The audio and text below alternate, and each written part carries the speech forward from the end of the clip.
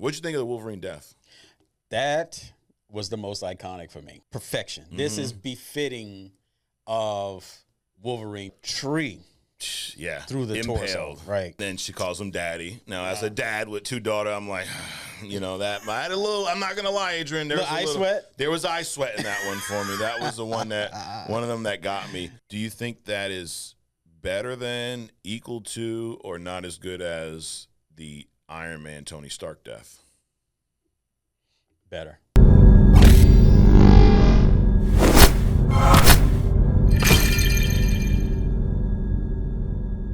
All right. Welcome to Only Comics. I'm Mike. This is Adrian. What up? Good morning. What's up, dude? It might actually be a good day today. Man. Yeah, think so? Oh, well, I mean, the sun came out early today, yes. So, I mean, it's not raining, flooding, you know, people, swimming down the street, that kind of stuff. But it actually might end up being a pretty nice day today. Damn, you gonna get in your pool, maybe? No. My pool is just for other people, dude. Okay. It's boiled down to that. Got it. So you take care of it, you get it ready, you pay for everything, and you're the only one that doesn't use it. Yes. It sounds about right. Well, if you're joining us for the first time, this is Only Comics. This is where we get together once a week, Adrian. We discuss comics and only comics. Yeah, about that. Maybe some other stuff. A little bit, here and there. But I will let you know that we're not experts, neither one of us. Nope. So you may say things like, that's wrong. And we may say, like, you're right. It could be, right? We may also say, hey, fact check this, because we're not sure. But we are not experts. We are only fans. That's it. Not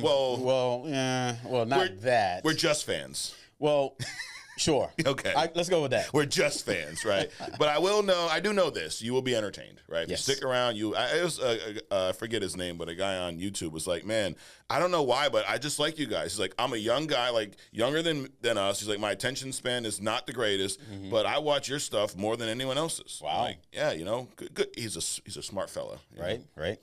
But we're going to jump into it, Adrian. Comic news and rumors. We like to start the show with, we take a little trip through the rumor mill, if you will, and talk about some news. Obviously, you're wearing the Wolverine shirt. Yeah. It's Deadpool and Wolverine season. That's right. We are about a little over a week out from this movie debuting. I can't remember the last time I've even wanted to go to the movies to see something, so this is a big thing for me. It's been like a year or more. Dude, I haven't gone to the movies in so long. I don't even know if I want to go to the movie theater at this point. It's like I don't even remember how painful it is to pay to go into the movies. It's been that long. Oh yeah, bring your wallet, dude. Definitely bring your wallet. Yo, you still getting that Deadpool bucket? Oh, dude, if it's there, I promise you guys this. I'll take one for the team, Adrian. You know what? We're so conservative up here. I wouldn't be surprised if they banned it. Yeah, it's not allowed. But if it's there, I guarantee you there will be a Deadpool popcorn bucket sitting right there. I already got my tickets, by the way. Really? Yes. Yep. I was going to text you. I'm going to the first show. I'm going to Waterford. Okay. First show, 3:00. I'll be there. So there's still some seats. So if you want to tag along or meet us there, we're going to be there, man. Are they serving food there yet? I haven't been to that one in a while, so I'm not sure. I know the one across the river is Mystic one. Oh, yeah? Yeah, they got food, alcohol, but I'm like, I don't know if I need to be drunk watching Deadpool in the theater. I'd probably just stick to some popcorn and soda. There you go. But anyways, believe it or not, Adrian, Deadpool Wolverine's in the news. So we actually extended the news segment this week to include some more because there's a lot of news. Okay. A few weeks ago, I'm like, there's nothing to talk about, but that's not the case. So buckle up.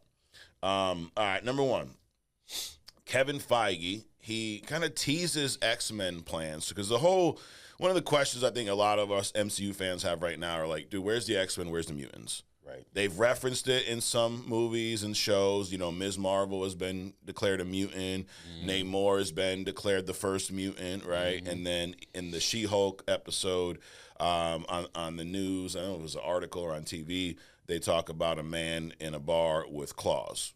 Obviously Wolverine, main line. So it sounds like, X-Men or mutants exist, but we just have not seen them, yet.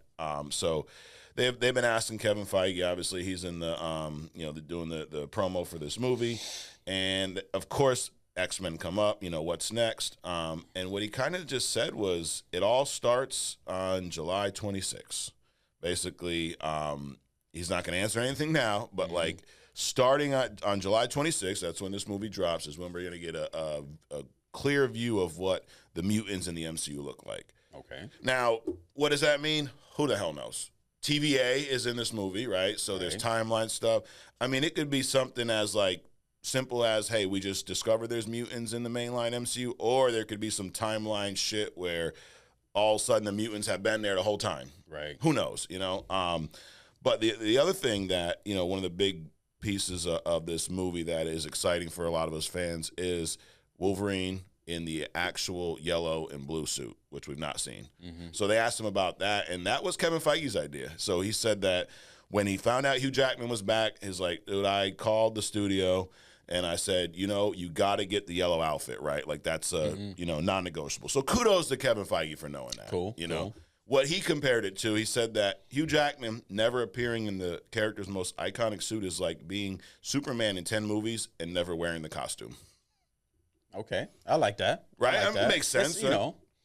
So, and we've seen some pictures of this, and we talked about it early on. Now that you've seen this comic costume for, you know, in all these trailers, previews, how do you feel about it? You think they nailed it? I wouldn't say nailed it. Okay. It's good. Okay.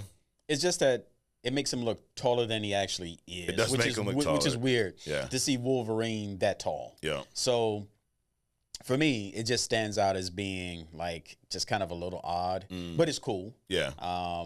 I wouldn't say iconic. Okay. But it's definitely a nice tease for Hugh Jackman on the way out. You know, to have him wear the iconic suit. It's just because he's a tall guy anyway. He's a tall Wolverine. Right. Now he looks even taller in the yellow. So yeah, you're right. I agree. It does make him look taller. Right. And it's funny when you see the shots of him and Deadpool walking side by side. Right. Like in the comics, Deadpool's like a foot taller than Wolverine.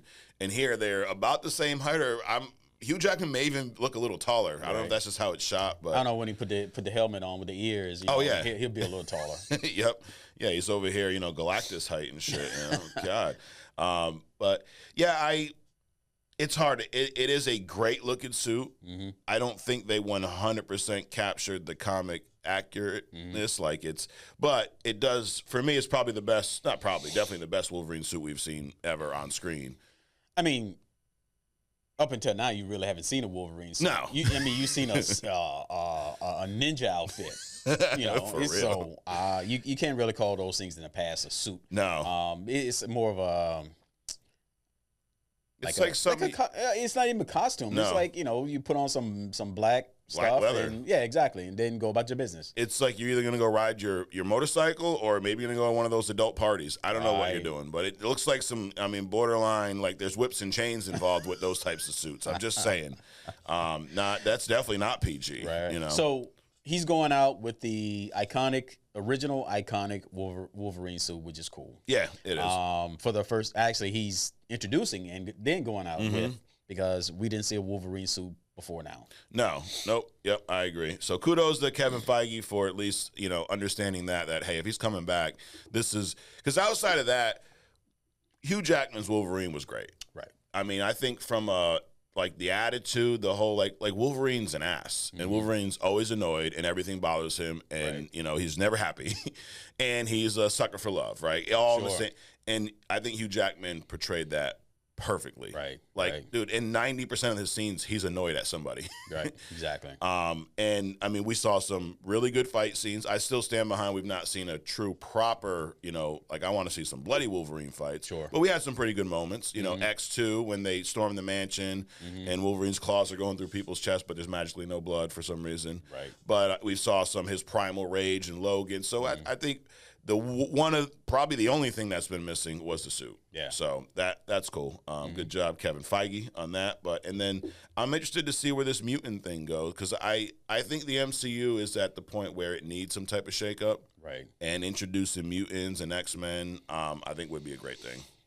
Yeah, but I mean, are they going to go as low as like a Kitty Pryde? You know, they're going to get, you know, some obtuse girl that can phase through a wall. I mean, who are they going to bring out? They just seem to have a tendency to bring out these unimportant. And again, you know, I don't want to. I'm all about bringing up the people that haven't been showcased, because it's like we get stuck on Wolverine and he's there for 30 years. Oh yeah, stuck on the Superman, stuck on the and there's so many other characters. However, I mean, you can have the nonsensical people in the background as stadium fillers, but bring out somebody like like Sunspot. He's a decent level person. Bring Rogue out more. So there's some characters that they can reach out and bring and develop. That is like, well, who is that? Right. Versus, oh, okay, well, Wolverine. Yeah, we know who that is. Yeah. So I'm just curious as to who they're gonna start bringing out. Right. Yeah, that was. We talked last week about X-Men not being done properly on screen yet, and I think the only place we've really seen them done properly was in animation. X-Men 97, and if you want to go back to animated series, sure, but recently it's been X-Men 97. And the thing about it is that technology is so advanced now. It's like being able to properly portray a power should be no longer an issue. Correct. Right? Right. I mean, with CGI, AI, a billion people out there doing stuff, all these brainiac designers and movie makers, I'm sure they have the capability. I mean, what is that, Game Engine 5 now that's out? Oh, Unreal Engine. Unreal Engine, whatever. They're making all these incredible entire environments and stuff. Right. I mean, so you shouldn't have a Galactus as a dark cloud today, kind of a deal, right? So I'd be interested also to see, what can they really do if they just unleash, if they pull a dark side and just go ape shit on developing a movie. What would that look like? Yeah. Remember we talked about a Black Panther animated series for Disney Plus a while back, Eyes of Wakanda? Yeah. So I read a rumor recently that series will be completely CGI. And I thought of you because you said this before, like take the CGI and the the game engines that they use and do an animation in just that. Exactly. So it sounds like, I mean, at least the early news, we haven't seen any stills or any screenshots from it, but the fact that they're going to go that CGI route, I think it's a good thing. Well, it depends. If they do okay, so the only comparison I can make is like the Japanese animation, right? You got Akira, you got Bubblegum Crisis, you got Ghost in the Shell, which is like the pinnacle of Japanese animation, design and look and feel and shading and stuff, right? But then you got Pikachu. Right, that flat pastel, two-dimensional kind of thing. Yep. So they can go Ghost in the Shell or they can go Pikachu, but it's still AI generated. You know what I'm saying? Yep, so it's also about, it's like what they're doing now with Batman. All right, you got like the deep, shady shades, Batman, and then you got this shit they coming out with now with the oblong Harley Quinn and all this other kind of crap. So so even though it's AI generated, it really depends on how they want to render it. Right. And I just hope they go with the shades and the depth and the tones as opposed to a flat kind of, portrayal. And I think Wakanda's probably the perfect place to do that with. Like, I get the Batman being dark. I mean, it's Gotham. Right. I don't want to see Batman all sparkly and shiny. And it's almost like, less is more with Batman. The more shadows, the more, silhouettes and what kind of adds to that Gotham feel. Right. But Wakanda's the perfect place to really, explore that, like that really high detailed shading because it's an amazing looking. I mean, we saw how great it can look on screen. We've seen it in comics. So I think it's if done right, to your point, I think it would be perfect, especially with that series, Black Panther. And the power set. I mean, little things like that. I love in the movies when the suit absorbs the impact and then shoots back that vibranium kind of blast with the purple, like little stuff like that. So converts kinetic energy into some kind of force. Yeah. Right. And I did read that it ties into the MCU, so we should see that level of Wakanda that we saw on screen in this. So what ties into the MCU? This animated series. Okay, got it. I got it. Yeah, I think it's like past Black Panthers, like his ancestors or whatnot. So, but it's still going to be that Wakanda that we're used to, that version. Oh, so conspiracy theory. Yep. The real reason they killed off T'Challa, right? So. Who's the richest out of T'Challa, Bruce Wayne, and Tony Stark? I would assume T'Challa because of the vibranium and the Wakanda, like everything he has. I mean, he absolutely runs a country by leaps and bounds. Yeah. Yep. Damn. Enough said. Discrimination. Hey. I mean, hey, it's America. Can't have that. No, God, no. All right, moving on. Captain America, Brave New World. We saw a trailer this past week. Yeah. There's some, you saw this, right? I did. Actually, before I even get to the piece of the news, what did you think about the trailer? I saw it, didn't hear it. Okay. So I don't know what was said, but it looked Avenger-ish. Yeah. Right? Which, of course, it should. Right. I'm not sure what I was looking at with Sam with the thing slicing through jets in the air. Yeah. The math and the science not really adding up there, but okay. Then he's flying around hitting apparently supersonic flight. Yep. With a windbreak on his back. Yep. The shield, right? So another math thing. Okay. That's kind of so. Because you're not listening to the words, you only have the visuals. So I'm overanalyzing all the math involved. I got you. So I mean that's my fault. Okay. But it looks pretty cool. Yeah. Looks very political. Yes, it does. It looks like Secret Invasion with Rhodey's involvement in the government kind of deal, right? Harrison looks old, which he should. Right. And then that post-credit scene with the that Red looked Hulk. pretty with the Red Hulk. That looked pretty awesome. It did, yeah. So Would you say what you saw so far looked better than what you expected? Not really. No. Not better than what I expected. Running off of the Avengers stuff, I expect the visuals and the scenery and the action to be cool. Yeah. The Blade lookalike, I'm still trying to figure out what that character is. Oh yeah. But I heard he could probably be the next Shield. Yep. Guy. Oh, you're talking about Giancarlo. Yeah. Yep. Maybe the next Nick Fury. I don't know. Yeah. Maybe in his early. Whatever. So whatever that factor is, because I'd never seen that character before. Again, another guy in a black ninja suit, right, with a cape. Yeah. Jumping around, shooting up shit. So we'll see. But it looks visually appealing. Yeah. I'm interested in seeing it. And maybe by the time it comes out, when does that come out? This comes out in February of next year, early February. Oh yeah, I probably won't even need to go to the theaters. I have a 10,000-foot screen in my house by then, dude. Well, we're all watching at your house then. Watch party. Yeah. Can you believe that? It's like a 60 or 70-inch TV is like $200 in Walmart these days. Yeah. I mean, it's not $200, but you know what I'm saying. Yeah. It's crazy. It's crazy, dude. Yeah. Yeah. Back in the day, yeah. Who knows? But I guess we'll be at your house watching this. But I was impressed with the trailer. Yeah. Just because of what we've heard about this movie so far, I've not been crazy up on this, And then the Captain America Winter Soldier show, it was just okay, you know. Like I thought it would have been better, to be honest. It had some cool action scenes. Sure. I really the stuff with Sam's family felt really forced, and unnecessary. I know they're trying to make him more relatable and human and give you this backstory, but that's the thing, dude. I don't think that every character needs to have their whole origin explained.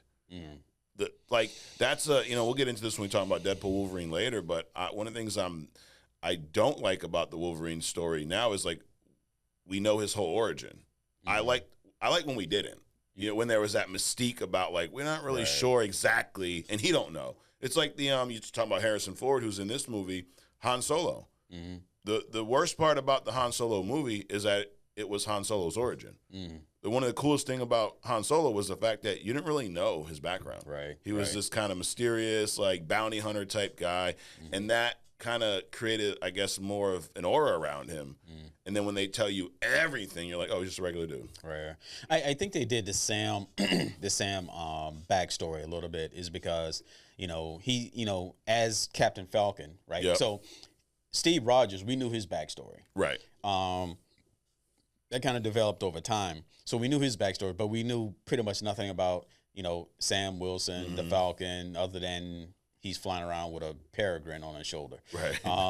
So I think they had to weave something in order to make him real relatable, kind of a thing. But again, looking at a trailer without the audio is like you analyze the math and the fact also he doesn't have the super soldier serum. Right. So he's just a guy. Yep. Right. So he's basically Rhodey.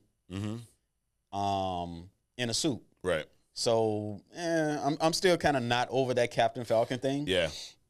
But the movie kind of looks entertaining. Yeah, absolutely. I like how they address the whole Harrison Ford recasting. So you didn't hear the audio, but when that first part of the trailer where Sam sees Thunderbolt Ross, and he said something like, "I'm not used to this new look yet," referencing the new character. Also, he doesn't have the mustache, so then, Ross goes, "Yeah, they told me lose the mustache or lose the election." So he's running for president. So that's kind of in story how there. So that makes sense. Sure.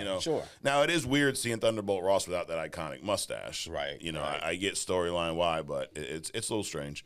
And the Red Hulk, I was a little nervous about when they first said Red Hulk, because this might be too much for this movie. But seeing that last shot, that was a cool shot.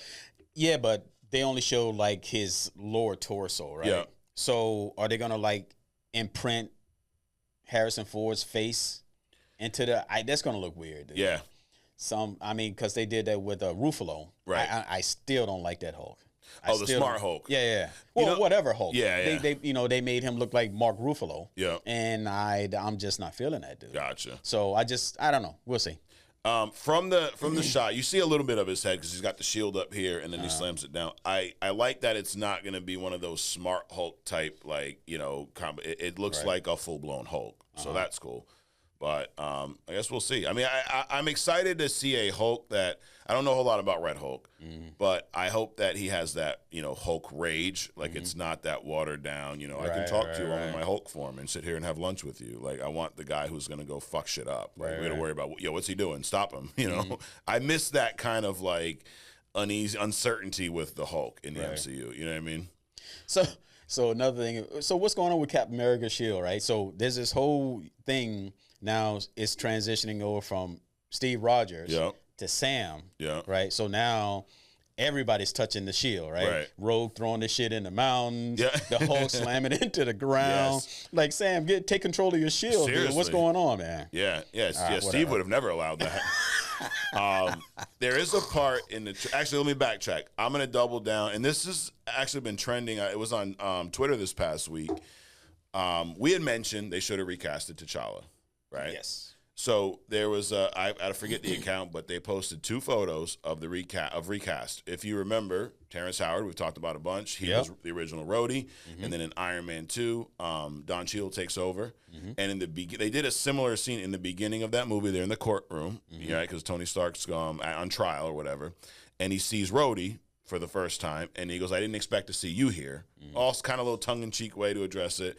And then they had the same clip from this trailer. They had it in a post, and someone said, Marvel's been great at recasting. And then the guy replied to his own shit and was like, "Yeah, but what happened with T'Challa?"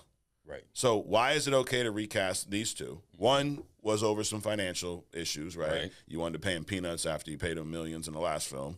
And the recent one was because the same reason they killed off T'Challa, the actor died mid-story. So why were these two recasted and T'Challa wasn't? Right. That I don't understand to this day. Because he's the richest person in Marvel. Okay.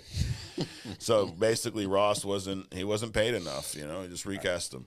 But I still, with all this universe changing shit, TVA, all that, I'd be okay if they just switched it and all of a sudden there was I would accept that. Right. Just swap them out and explain it later. Sure. Sure. They do that enough anyways. Exactly. There's actually a tie to the Eternals in this trailer that you probably didn't pick up on. Definitely didn't pick that up. So you remember the Celestial, is it Tiamut, the one that was living in the Earth in the Eternals movie. Now, I tried to rewatch this, Adrian. So I knew I wanted to talk about this today. Okay. You know what happened when I rewatched this? Fell asleep. I fucking damn sure did fall asleep.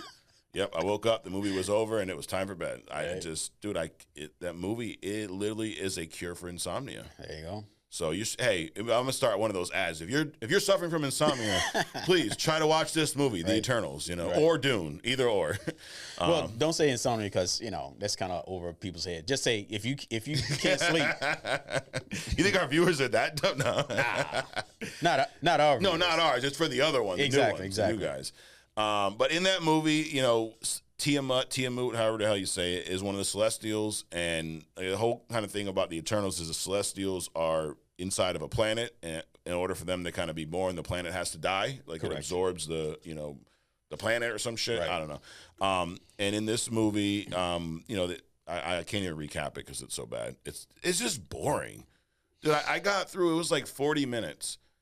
It's kind of like watching Dune, and I'm like, nothing's happened. They just keep showing me all this backstory and then backstory and then backstory. That all means nothing because we find out they're just clones anyways. Right. But anyway, they stop, they're supposed to allow this Celestial to kind of be born and kill right. Earth, but they kind of have this connection to Earth because they've been there for so long, so they stop them kind of mid-birth, you know? You got this stillborn Celestial with his arm sticking out of the Earth and hasn't been addressed yet. So right. It looks like that will be addressed in this movie. And the other thing that we've actually reported this rumor in the past, so if it becomes true, you just give us all the credit in the world. Sure. So that Tiamat, that Celestial, I guess, is considered an island now because it's sticking out in the middle of the damn ocean. And that is supposedly going to be the source of the MCU's adamantium. So this Celestial, I don't know, somewhere on there they're going to find adamantium, and that's why it's a big part of this movie allegedly. So maybe it's government trying to get the adamantium, maybe it's other people, who the hell knows? But that's going to be allegedly their explanation of how the adamantium shows up in MCU. You seem confused or annoyed.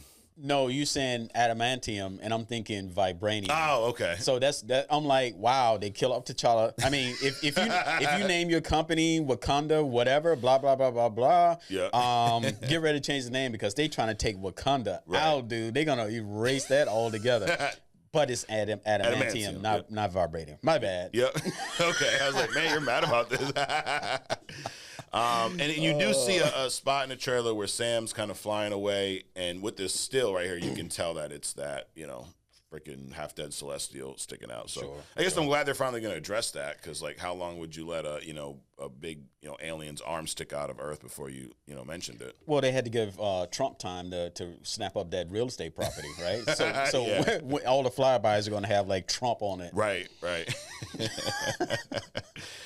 So I mean, good for that. I guess they're finally. Too bad the Eternals wasn't a better movie, because this probably would have been held a little more weight. But since it's so bad, I can't even get through it to find out why the thing's sticking out of the Earth. So are they going to address, at the end of the Eternals, Black Knight, the kid from Game of Thrones, right? He was kind of there, and then they also had this group popping around, teleporting and stuff. So is that just gonna kind of go off into the sunset with a Waititi on the bike and stuff? Maybe, or maybe we see it fleshed out here. So who knows? Right. It seems like this is getting to that part of the saga where some of these past movies are going to start tying together. Because if there's going to be an Avengers movie soon, we're going to have to see the connection somewhere. Yeah.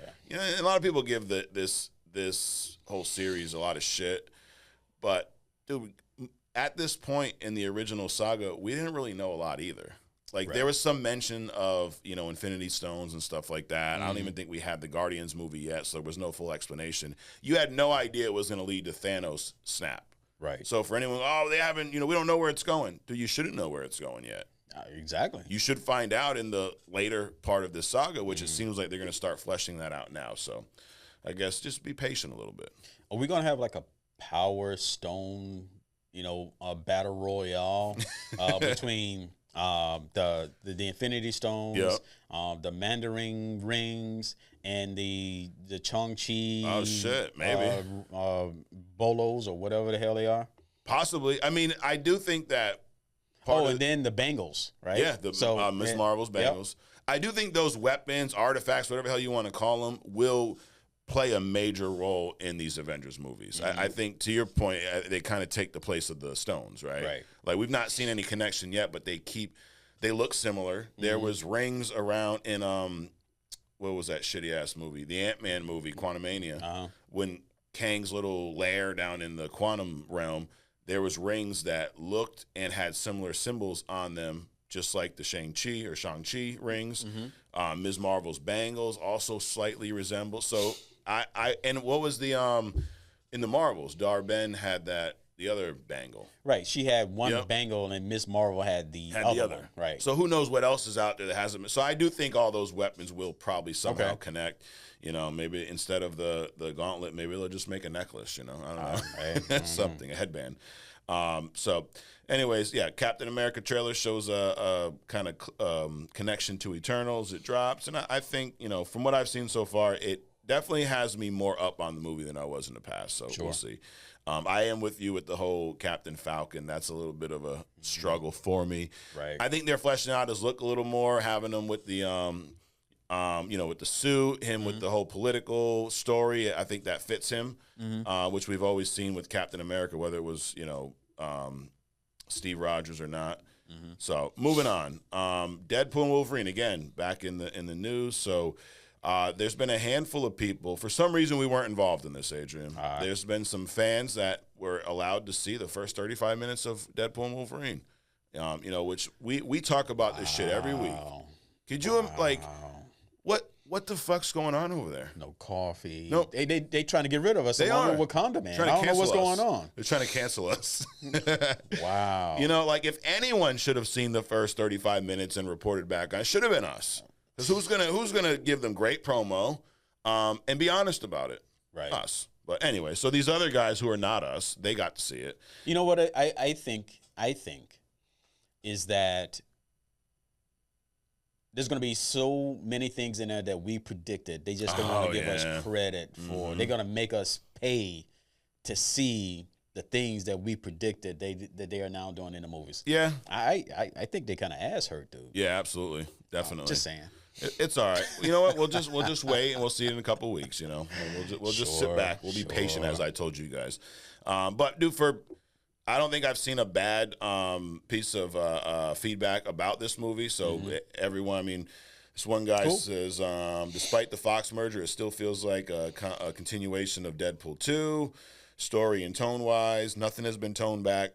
All the comedy hit. He goes on and on. Another one says that Emily Murray says they understood the assignment and there are more than delivering. Was laughing right from the opening gag. It's dumb. It's fun. Can't wait to see the rest. Let's fucking go. Yeah. So I mean, all in all, dude, it's been really good comments, really good feedback. They do say that Ryan Reynolds actually might be Marvel's Jesus, so I guess that's good. Wow, yeah, I never heard that before. Well, he said it in the first trailer. He said that, yeah. So, hey. so it's not so the comments that are coming out are not like the comment that we heard a couple weeks ago from this guy that went in and shit all over this one movie. Which one was that? I forget what the movie was. It's some single guy. Yeah, he came not single like in single married, but some lone guy. Okay. He saw a preview. Yeah. And then he came out and he just like shit all over the thing on some platform and had to take it down. But of course somebody you brought it up. Yeah. So I don't know. Anyway. Yeah, who knows? I'll have to watch our show so I can find out what I was talking about. So it's not those kind of things. No, they did not shit all over it. No. Oh, I know what you're talking about. It was the Crow. Yeah. Okay. Yes. Yep. See, dude, I just had to, turn the back of the brain on. You know, right, I was in another multiverse. There you go. But yeah, no, they did not pull what my man said that this was the worst movie ever, and then they never want to see it. No, everyone's saying that it's amazing. There is a post-credit scene, and what they said was it doesn't have a major. It's not a really connected post-credit scene into other movies. It's just kind of a fun scene, which, I thought about that, like. When is the last time we've seen a post-credit scene that was like, oh, this, it either unveiled something or really made you excited for what was coming next? I feel like lately they've just been, which is fine, but. Sure. I mean, I can't remember the last time one that was, oh my God, I got to see the next movie. Well, there was one, and then they canceled. They just canceled all possibility. They fired everybody. Black Adam. At the end, when Superman came out, right? Yeah, that's right. Rock fired, Cavill fired. Yep. I mean, come on. They just destroyed all of that. That's true. Yeah, so good old Black Adam. It's been a while. Moving on. Spider-Man Noir. So there's the two Spider-Man animated movies. Mm-hmm. We've seen Spider-Man Noir, voiced by Nicolas Cage in that, right? The black and white one, who I liked, thought provided a kind of a good, different kind of take on Spider-Man. Now, did you hear about this character prior to those animated movies? What, Nick Cage? No, Spider-Man Noir, the black and white one. No, me neither. Believe it or not, Nicolas Cage is going to star in Spider-Man Noir live-action series on Prime. It's going to be an 8-episode series, and Nick Cage will be taking this character into live action. He'd seem very excited. I don't even know what to think about that, dude. Yeah. Is it when Spider-Man's 200 years old? I mean, what's... Well, you know what? I figured you would ask, Adrian, so I came prepared. So let's see. This is what we know so far. Amazon Prime, they're getting ready to bring a fresh twist to the Spider-Man saga. Okay, it will feature Nick Cage as Ben Reilly, not Peter Parker. The series will follow an aging and down-on-his-luck private investigator in 1930s New York who's forced to grapple with his past life as the city's one and only superhero. So completely different take. There's going to be noir versions of certain villains involved. So this is which kind of, I guess we see that a little bit when he's in the animated movies. Like wherever he's at, it's black and white, right? He's always like kind of down on his luck. Like it feels like a noir detective. So, dude, I'm intrigued by this. I think it sounds interesting. It's different. So, and the noir character they've changed this a little bit. So in the comics, because I never seen him in the comics, to be honest.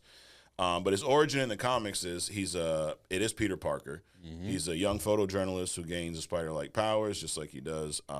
This one is bitten by a spider that's hidden in a statue.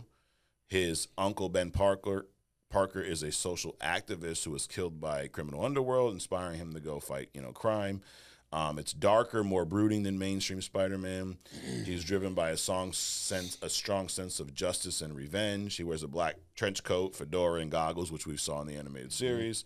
Everything's really noir. He's more focused on stealth and detective work. He uses a revolver in addition to his web shooters. So, dude, I'm interested. I think it would. I'm just glad that we're going to see something from the Spider-Man universe that has a Spider-Man in it for a change. That's not Peter Parker.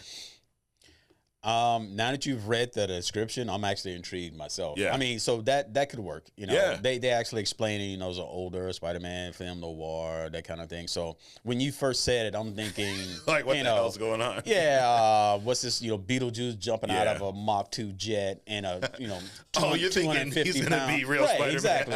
Yeah, that's what I was thinking. So, no, that sounds pretty cool. Dude, I like it. I'm for this. It is no release date yet. It's going to be an 8-episode show. And it's funny it's going to Prime and not, Disney Plus or whatever. But I guess that's probably because Sony owns the Spider-Man shit. But I just hope they don't do like they did with Crisis Infinity Earth. They put part 1 on one platform and then they make you pay for the second half on another platform, which I still haven't seen. But a matter of fact, I didn't like the first one, so I'm definitely not going to pay to see the second one. Yep. Well, see if they put it in one spot, maybe you would have watched it. But now they lost views. But yeah, I'm looking forward to I do like the change from Peter Parker to Ben Reilly because we kind of got there's enough different Spider-Man where you can just change the name, dude. It's not. Well, I mean, since they came out with the Across the Spider-Verse stuff, I mean, you literally can do anything at this point. Yep. Now, is it play devil's advocate here?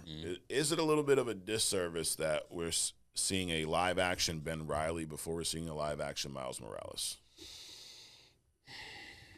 Disservice, I think it's fair game. Okay. Some of these characters need, but when is that the noir supposed to come out? There's no date yet. But now, since they've announced this much, I mean, it's probably a year or two out. But closer than a live action Miles Morales because they haven't announced that stuff too. Correct. I mean, I'm okay with it, dude. Okay. Yeah, I'm just trying to be a negative Nancy over here, Adrian. Possible. Speaking of Nancy's, Agatha. I don't know the connection, but all right. Agatha All Along. Okay, it's a trailer drop. You seen this? Yep. It's supposed they're promising it's going to be a full-blown horror TV series. Did you get that feel from the trailer? Did it feel horror-ish? Not horror-ish, but horror-ish. So Agatha is played by the lady that was in Bad Mamas. Yep, Catherine. What's her last name? Han, something like that. Anyways, I'll figure it out. Keep going. Since seeing her in that movie, she cannot play an evil person. In my mind. But to answer your original question, no, it did not seem horror-ish. Okay. It seemed Halloween comedy. Yes. It was like a Hocus Pocus, it felt like to me. Exactly. Just like that. Yep. Now, I'm not one of those, dude, like, Hocus Pocus is the great. I don't get it. No. I've actually never really cared for that film, to be honest. If I'm doing Halloween stuff, you can put on Beetlejuice, you can put on Coraline, you can put on The Batman is a great Halloween movie. But I'm not watching Hocus Pocus during the Halloween season. I'm not. How are you a Hocus Pocus fan? No, I know what it is. Yep. I've seen parts of it. I would rather watch... What's the one with what's her face? The horns. She's evil. Maleficent. Yeah, Maleficent. Yep. So, matter of fact, 5 times fast. Right. So I don't even Angelina Jolie. Jolie. Yep. So I don't even think that the Agatha movie is even as horror-ish as Maleficent. Right. I mean, I agree. It's more Hocus Pocus level. Then it's definitely not a Freddy Krueger, which is what you would expect, on a Halloween release kind of a deal. Right. So it seems kind of like, they already going out with the comedy stuff. Yeah. They already put that out. Of course. So I'm assuming that's going to be the majority of it. Yeah. So that's why I say Halloween comedy. Got it. Seeing this little teaser, does it make you more interested or less in this show? Well, I wasn't interested in it from the beginning because they changed the name so many times. Yeah. But I'll watch it if I have nothing to do. I don't know. It's Eternals or Hocus Pocus. So one of those. Yeah, I think I'd choose Agatha All Along over Eternals, definitely. I mean, I'll definitely check it out because of the tie to WandaVision, but yeah, it's. When I heard full blown horror, I thought, "Ooh!" I was more interested. Right. And when I saw the trailer, I was like, "Oh, this is like Hocus Pocus horror, not really horror. This is Disney horror." How far is this? You think is going to be from Madam Web? Ooh, I think it will be much better than Madam Web. Okay. I mean, it's hard to be that bad. That's impressive that Sony made something that bad with characters from Spider-Man. But Morbius. Yeah, exactly. Moving on. More of this, Adrian. More news. Marvel hires a writer for X-Men 97 Season 3. And it's not Beau Demayo. It's a guy, Matthew Chancey. And before you ask what has he written, I will tell you. He has written Ms. Marvel, the show. Pretty good. He also was a writer on What If. Not so good. Right. So I don't know how I feel about that. I mean, I guess, we understand they can never have Beau Demayo back because he does, unlike us, he's not a Just fan. He's an Only fan. Right. Which is fine. Who cares? Whatever he does in your personal time, why does it matter? Right. But so he's been exiled from the, Marvel universe. So they're bringing in a guy who's on their team already. We do know that Beau has written, I think, most of season 2, so he's not going to be involved in the production, but at least the story will come from, him. Season 3 is not touched at all, so they're bringing in this Ms. Marvel / What If writer for X-Men 97 Season 3. How do you feel about that? Whatever. I mean, he has some shoes to fill. Yeah. I won't even say big shoes to fill, but he has some shoes to fill. Beau Demayo set up precedents. Yeah. That this guy is going to have to follow. I can't say based on the things that he's done previous that he'll be able to do the same things. Right. Because Ms. Marvel was pretty good. Yeah. Yeah. I actually like that show a lot better. Because when you first told me about it, I'm like, come on. Right. But then when I saw it, I'm like, this is nice. Yeah. This is nice. So let's just put it this way. I would expect, you can only expect people to put out, at the very least, the minimum of what they've done in the past. Yeah. And out of What If and Miss Marvel, I say What If is the least. Right. So that's mildly entertaining, but he's definitely got to, follow up after Beau Demayo. Yeah, absolutely. Demayo. I think that the fact that they've had this groundwork laid out already, a very successful season 1. He's written part of season 2. I'm probably less worried about who they bring in because it's just like, at this point, just don't fuck it up. Yeah, but you have these people like these producers, right? They got to put their own spin on their own characters, and then you have like web shooters coming out of people's veins and stuff. I mean, it can get weird. So I won't say it doesn't matter because they will have the capability to completely change the arc of the character. Yeah. So just don't fuck it up. The cruise control's on already, dude. You just got to steer a little bit. Don't be trying to do no U-turns right now. Next up, couple more here. Tom Holland's Spider-Man 4. We have not heard much about this movie yet, but we do know it's in the works, in development. And a rumor recently that dropped was Mr. Negative is going to be the main villain in this movie. For Martin Lee. First of all, what do you know about Martin Lee, Mr. Negative? Nothing. Okay. Martin Lee. I found out about Martin Lee in the Insomniac game Spider-Man. Mm-hmm. And in this game, he was working with Aunt May on the Foundation Feast, where they're helping, starving kids and whatnot. Mm-hmm. He was helping out there, and I forget how he actually gets his power, but he ends up, developing into this villain, Mr. Negative, where he goes into the negative realm, and he's, the kind of white on black, kind of weird looking shit.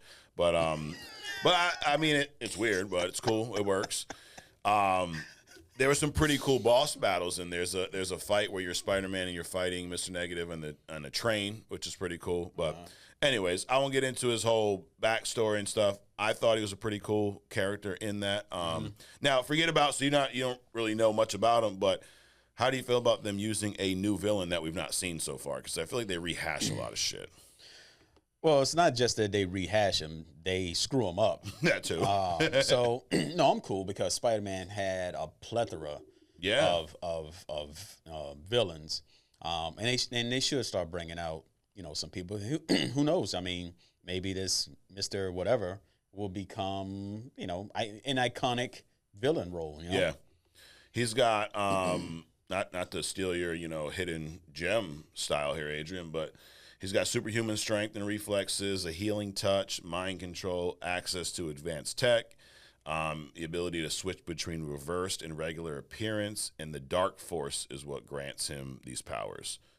He can charge melee weapons with his energy. I got all that. I mean, yeah, you know all that. Whatever. Already.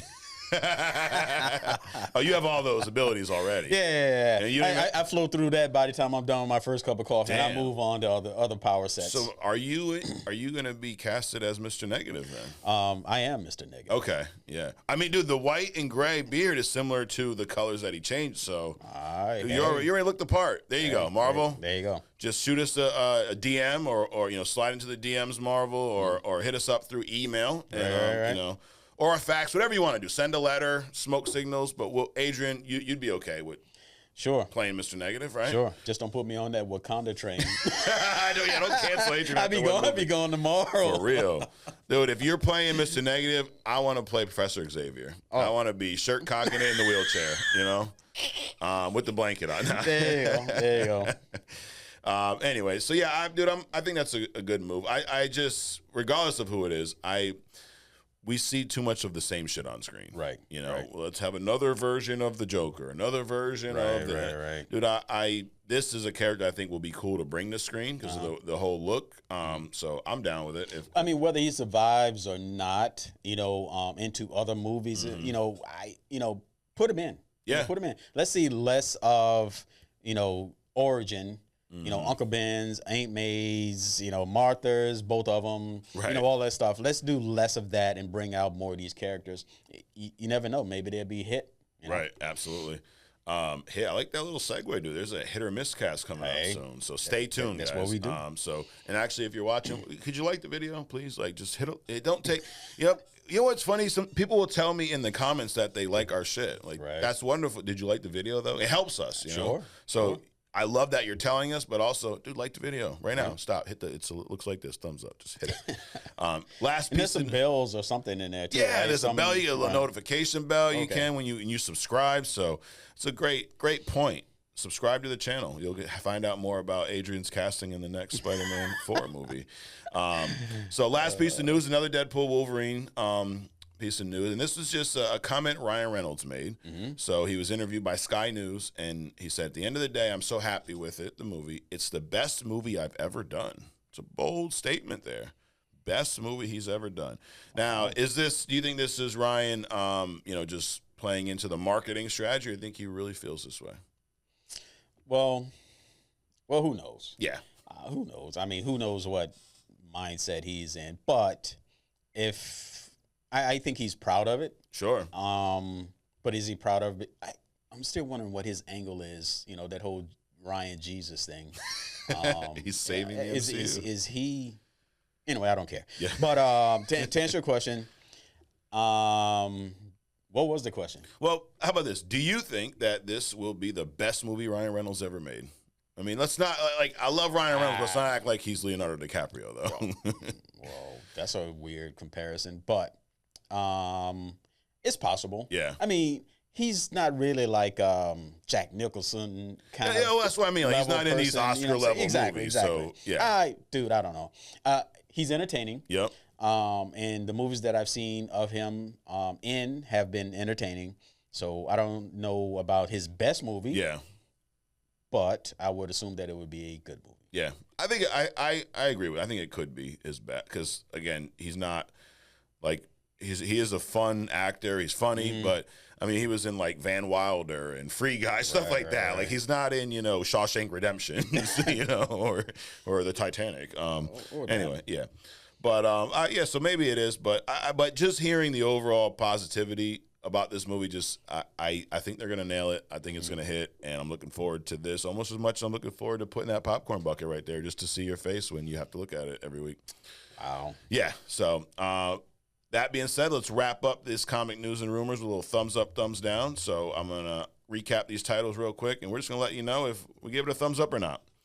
Number one, Kevin Feige teases the X-Men in the MCU and talks about Hugh Jackman having to wear that yellow suit if he's coming back. I'm giving that a thumbs up. Thumbs up. Captain Falcon, and yes, I will keep calling it Captain Falcon until they give me a reason not to. But Captain Falcon trailer dropped this past week, shows a link to the Eternals, shows Red Hulk. I'm actually giving this thumbs up. Sure, thumbs up. Early reactions to Deadpool and Wolverine are really good. Everyone seems to love this movie, and they said they hit the tone. It's funny. I'm giving that a thumbs up. Thumbs up. Spiderman Noir, 8-episode season starring Nicolas Cage is coming to Prime. Giving that a thumbs up. Now that I understand the backstory, thumbs up. Agatha All Along trailer drops, and they're claiming it's a full-blown horror show. I'm going to give this a thumbs down because it does not have a full-blown horror feel to me. Right. So, thumbs down. I'm mixed, so I'll go with thumbs down. Thumbs down. Okay. I don't know if you want to flip the Two-Face. No. Okay. It's there just in case we need it. It's not a Two-Face level decision to make. Marvel hires writer from Ms. Marvel and What If, Matthew Chancey, to replace Beau Demayo for season 3 of X-Men 97. I'm going to say thumbs down just because the obvious answer is to bring Beau Demayo back. Well, since that's not going to happen, I'm going to give it a thumbs up because it's a good storyline and I'm interested to seeing it continue. Okay. So there's somebody behind the scenes making sure that this show survives, and I'm happy about that. Okay. So thumbs up. It's a good positive Adrian today. Look at that. That's it. MCU might be bringing Mr. Negative into live action for the first time in Tom Holland's 4th Spider-Man movie. I give this a thumbs up. Thumbs up. And Ryan Reynolds says Deadpool and Wolverine is the best movie he's ever made. Yeah, just because he's so happy about it, I'll give it a thumbs up. Sure. Next up, Adrian. So that's our thumbs up, thumbs down. Let us know if you agree with us or not. Hit the like button if you do. And if you don't, hit the like button too. Why not? Hit or miss cast, Adrian. So We had a fan on TikTok, Nifty Swindler. Okay, I hope he's not too much of a swindler, but Nifty Swindler had a few suggestions, so I took some of his, added some of my own. And my boy Sir Kissling, you've heard of Sir Kissling before on TikTok. He says the hit or miss cast segments are awesome. Please keep doing them. Nice. So since he asked nicely, I think we'll keep doing. What do you think? There you go. All right. So are you ready? Ready. So hit or miss cast. If you're brand new with us, I throw out 5 castings from past comic book movies, and Adrian lets me know, in his opinion, was it a hit or a miss cast? So there can be no he's wrong because it's his own fucking opinion. So everybody calm down. Just like Ryan Reynolds, that's his own opinion. His own opinion. He could drop and be like, that's the worst movie you ever made in your life. Right. And that could be my opinion. But anyways, you ready? Ready. There's a little theme here because, we talked about Nick Cage, so I got him on here a couple times for you. So, Number 1, Nicolas Cage as Ghost Rider. Hit. Brandon Routh as Superman. Hit. Nicolas Cage as Superman. Oh, that's horrible. That's miss. Yeah, and it does kind of like, I don't care if he only played in a cameo. They did cast him. Right. He didn't make the movie. I didn't say they had to make a movie. He just had to be casted. So an example of how bad it would have been is that cameo in Flash. Yes. That CGI. Anyway, moving on. Jeffrey Wright as Jim Gordon. Miss. Josh Brolin as Cable. Hit. There you go. So you're kind of split this week. So you guys let us know if you agree or not. Nick Cage, I agree, complete miss. Now, Jeffrey Wright as Gordon is I flip-flop on this one. Now, before I say anything, why is he a miss to you? Because, again, the math. I mean, because if you change the character, then you got to change the whole backstory. Yeah. So then, which is also, you have to change one of the Batman family characters, Batgirl. Right. So Barbara. So where does she now come from? Yeah. So it's that whole dynamic. Well, first and foremost, it wasn't necessary. Correct. So, and also, Gordon is a integral part of Batman's development. Yeah. So now you gotta have a Gordon origin story based on this split of a character. Right. I think the whole thing's nonsensical. So that's why. Yeah. From a look standpoint, obviously it changes race, right? Which, and I feel like in some ways he's got the mustache, the glasses, but other ways I don't really. Mike, they're just like, okay, so we both have hats. Right. We both have beards. So do we look alike? No. We're identical. So, they can't tell who's who. There you go. So it's along those same lines. Oh, he's got glasses. Yeah. He's got, a trench coat on. Gordon. No. Now, forget about the look. Move on to the portrayal. Do you feel like he portrayed Jim Gordon properly, or did it just not even feel like Jim Gordon to you? The essence was there. Yeah. Yes. Okay. Got it. I felt like at times, sometimes the growling voice was weird because I don't ever remember Jim Gordon being this kind of growly guy. That was Christian Bale's Batman, but that's a whole nother thing. But also, Jim Gordon's a pretty big dude. Yeah. I mean, if you look at, in the past, he's an older, burly guy. And then you throw in the it wasn't Green Beret because it wasn't. That was Alfred. So he's a big burly guy. Yeah. And I think because you got Pattinson in there. Yeah. Who's a small guy himself. Right. It's like what they do with Tom Cruise movies, right? Yeah. They put him on platform and bring everybody else down. So they had to find a small Jim Gordon. It's almost like they brought in somebody to make Pattinson look, not so demure. Gotcha. Well, there you go. Let us know. Do you agree with Adrian? Was he a miss or not? Either way, like the video. God, you still haven't liked it. Can you believe they're still watching? I haven't liked it yet. Anyways, let's move on. Hidden gem, Adrian. You got another one that you did to me back to back. You got a hidden gem that is really hidden because I've never heard of this guy either. Or really? Girl. Yeah. Wow. Yep. So, what do we got going on this week? All right. So this guy is interesting.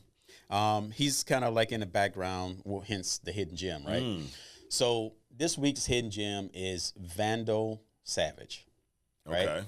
So Vandal Savage is an interesting character because, all right, so this guy, he was born in the prehistoric time, so 50,000 years ago, right? Like Cro-Magnon man. Okay.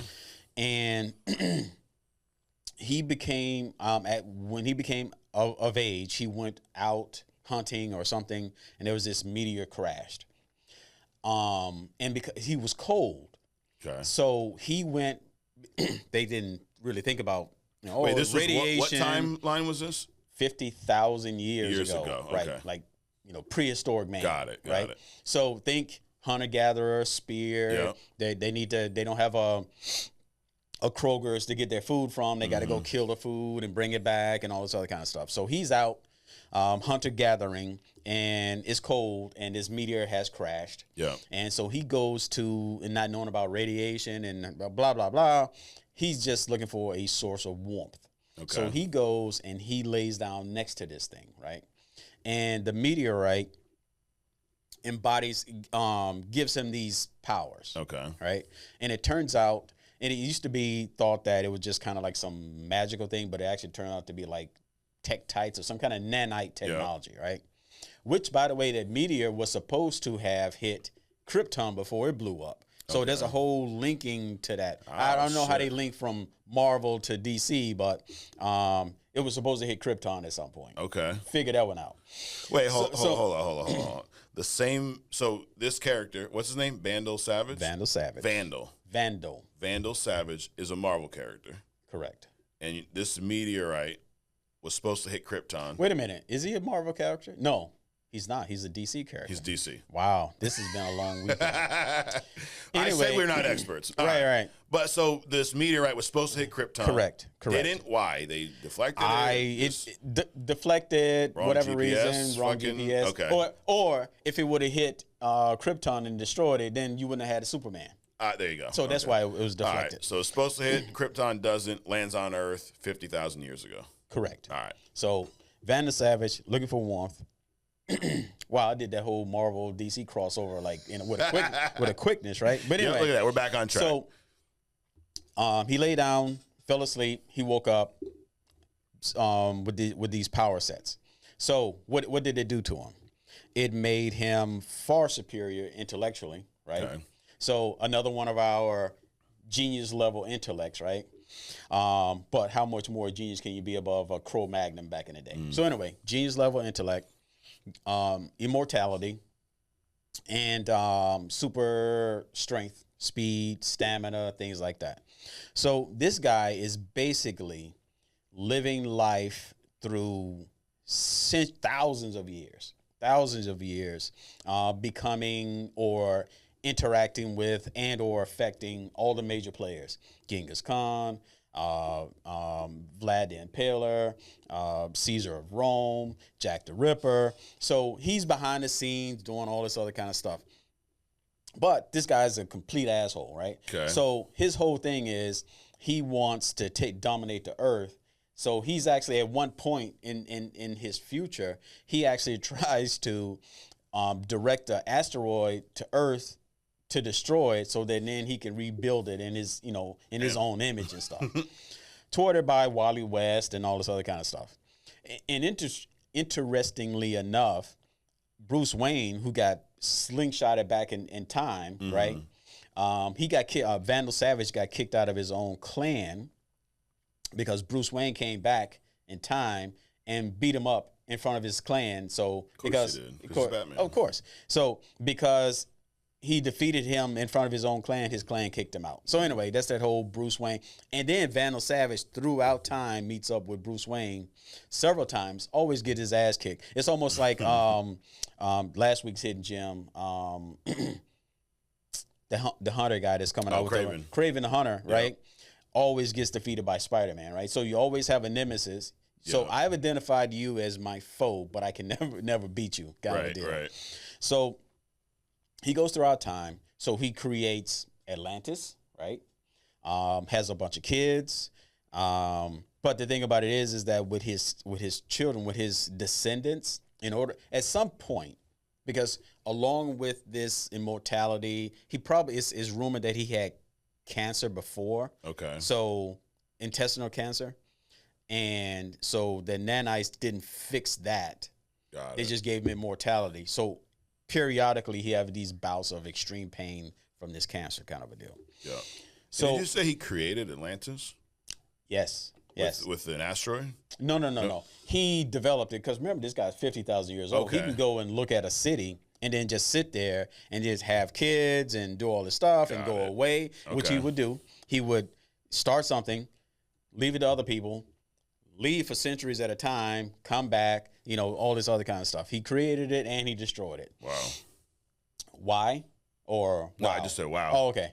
So, and the thing about it is at some point, his immortality started fading.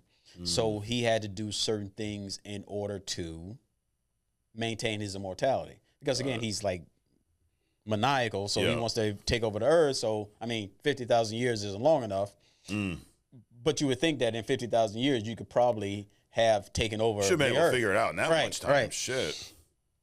So what he has to do, one of his weaknesses is, in order for him to maintain his immortality, he consumes the blood of his enemies. Okay.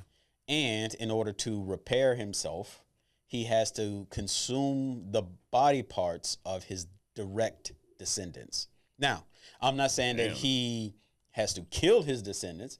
He's long lived, so he can just wait until they naturally die. Oh, okay. Right? And then just find them and whatever. That makes the cannibalism easier to digest, literally, Exactly, right? Like, exactly. oh, you died like 10 years ago, bro. I can eat your arm. Who cares? Right. Okay. and it's in some circles it's said that he actually invented cannibalism. You know? Oh, shit. Because again, this guy's, you got to imagine, you know, he's talking to Jesus. Right. You know, he's talking to Genghis Khan. Yeah. He's talking to, I mean, he's like all over the place, literally. And, you know, like Ra's al Ghul, who's only 700 years old. Only. I mean, he's like nothing He's a young in this fella. dude. Yeah, he's nothing compared to this guy. But, you know, he's allies and friends with him. Yeah. And so this guy basically walks throughout the whole existence of humankind, basically, you know, doing all this stuff, amassing fortunes, become different people, so on and so forth. So it's an interesting dynamic. He's not obviously on a Dr. Doom level. Okay. He's more like a Sebastian Shaw kind of a level guy, right? But just, you know, always trying to take over the earth, doing all this stuff, always getting defeated. I mean, he's shown up in a couple of live actions, a lot of some animations, things like that. So I'm surprised that you've never heard of him. Yeah. But he's very maniacal. He's very strategic in his thinking. However, you would think that he would have. I mean, they told about how his fortune. I mean, he's only worth a couple of $1 billion, right? Yeah. But then you got a Tony Stark who's 15 billion. You got a Bruce Wayne who's like a 7 to 9 billion. Then you got a T'Challa, no more. But, you know, I mean, and this guy, T'Challa, eclipsed everybody, which again, why they killed them all. So anyway, so Vandal Savage is, you know, this week's hidden gem. It's just that someone that interesting. There's a movie came out with the guy that played the original Reed Richards in the live action Fantastic Four, called Throughout Time or something about time, where he was basically an immortal and he was just going through time. I think of someone like a Vandal Savage. If you do that movie right, it could be like a little mini series, and basically show this guy from the very beginning. And all the things that he potentially could have affected, you know, throughout human history. Got it. So I just think I just thought he was like an interesting character because I like that whole, you know, historic and the Victorian periods and all the things that he could have possibly done. Yeah. I mean, if he really sat back and thought about, had a master plan like a Dr. Doom would have. Okay, I'm immortal. I can affect all of this stuff, right? I'm doing the Trump thing. Yeah. Oh, yeah. Be careful, dude. You're shooting at politicians nowadays. Hey, you can't have none of that. No. But if he would have thought more Dr. Doomish, he would have said, okay, I'm going to do this, which will affect this, which will affect this. I just think he went around randomly doing shit. Okay. And then dealt with the consequences later. He didn't have like a master plan. Because in 50,000 years, I mean, you could have, the planet shouldn't have been called Earth. It should have been called Savage. Right. You know, something like that. So I you know, even though they say he's a genius level intellect, I was gonna. I read that. Like, I'm like, dude. I don't think he's, you know, and what do we call him? I don't think he's unapplied. He's an unapplied genius. So he level fits intellect. in that bucket, right? Wow. So you just tied back to a past segment. It's like you went back in time. That's right. You picked up that and brought it back. You have another unapplied genius. Yep, Because that was my next question was going to be, I read genius level intellect. Right. He can't figure out how to take over the fucking Earth in 50,000 years? Hey. Dude, give me like 200 and I'll be Mike Sizer's Earth. Like, there you go. Yeah, then the planet would just be called Mike. There you go. But besides, so he's also rumored to be the original, basically the father, literally, of metahumans. Oh, okay. So It's almost like an apocalypse from the DC side. Yeah. Yeah. So he was like the originator. From him, all metahumans came out. Got it. And is he known as primarily a Superman villain? Just like who's his kind of main opposition in the comics? I forget who's his main opposition is. I get back to you on that. I read his first appearance was in Green Lantern, so he's always been kind of like Justice League type of. I've never tied him myself to Green Lantern, Really? which means that he doesn't show up in Green Lantern enough. Okay. I would say Bruce Wayne, not even Batman, because since it was Bruce Wayne that came back and originally kicked his ass in front of his tribe, got him kicked out, and then back in the 50s, I don't know how Bruce Wayne got back into that time. All the slingshotting he does, right? They met up again, so I would say Bruce Wayne. Okay, got it. Yeah, no, dude, this is when you're explaining, obviously not from a power set, but just from a kind of level of character. I'm thinking he could be an Apocalypse type character on that side. But and now with the whole, not now, but he's the first metahuman. Like in a lot of stories, Apocalypse is the first mutant. Right. Cool. And now he's been in some animated movies and even some live action TV shows. Is there one that like where you thought, hey, they did a good job portraying him, whether it was comic, animation? No, none. They seem to like struggle with him. Yeah. Which is why he's probably not more prominent than what he is. It's just like one of those people. It's almost like a Cable. They kind of mishandled him a little bit. And then the other guy from the future with Cable, Bishop. Yeah. You have these certain characters where they just kind of mishandle them, but they keep popping up, right? And it's like they're trying to keep doing these redos, but they don't quite get it right. I think he falls into that category. I think what happens is like they start a story and the power levels they establish are so much lower than like the comics. And then when they want to bring one of these super, like you could do that with an Iron Man or a Batman, right? Like, but then you want to bring in this like, like Apocalypse, for example. Right. You bring him into this X-Men universe where the powers have all been nerfed, but we're used to Apocalypse being someone that could destroy the planet. And then when you see it's like, it just doesn't translate. They feel like nerfed down versions. So, because you've said before, like, they can't portray these like a Franklin Richards or even even Kang, like, yeah, he did a great job from an acting standpoint, but we never got to see the full power of Kang.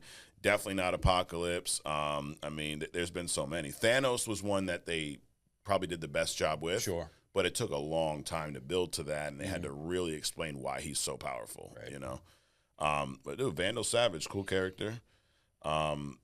If you like this hidden gem, hit the like button now. Check out some of our past hidden gems. Dude, Hidden Gem could be its own damn podcast. Right. It's also known as Adrian's Learning Tree. So there's that too. Everything kind of has a nickname here. I like that. Right? Y'all just sat under Adrian's Learning Tree for the last 10, 15 minutes. So Vandal sat. Now, do you think that with this new DCU, James Gunn, I mean, he's been known to really try to be comic accurate for the most part. Do you think that the new DCU is a place where they can maybe portray a Vandal Savage properly? Sure. Yeah. Sure. He's dark, brooding, calculating, maniacal, self-interested. I mean, they could do a lot with a character like that, but I just think his story arc in general, I mean, you got somebody that could have literally chatted or interacted with or affected the outcomes of the plan unknowingly or unplanned on his part, because obviously he didn't do much planning.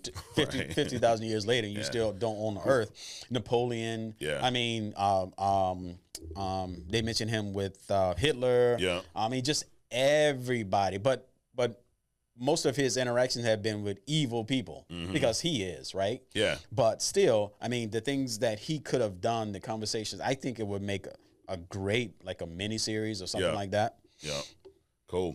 All right, moving on. If you like that segment, hit the like button. Subscribe to our channel if you haven't already. We respond. So I think we are the most interactive comic podcast out there, Adrian. Who else will get on and actually respond to the people that support and comment every week? I think just me and you. I think that's the way it's all. Fun with Mike and Adrian. There you go. Here we go. So we had a couple. So we last week on Agree to Disagree, I said that the Batman was better than Zack Snyder's Justice League. You agreed. I think I'd say 65% of the fans agreed.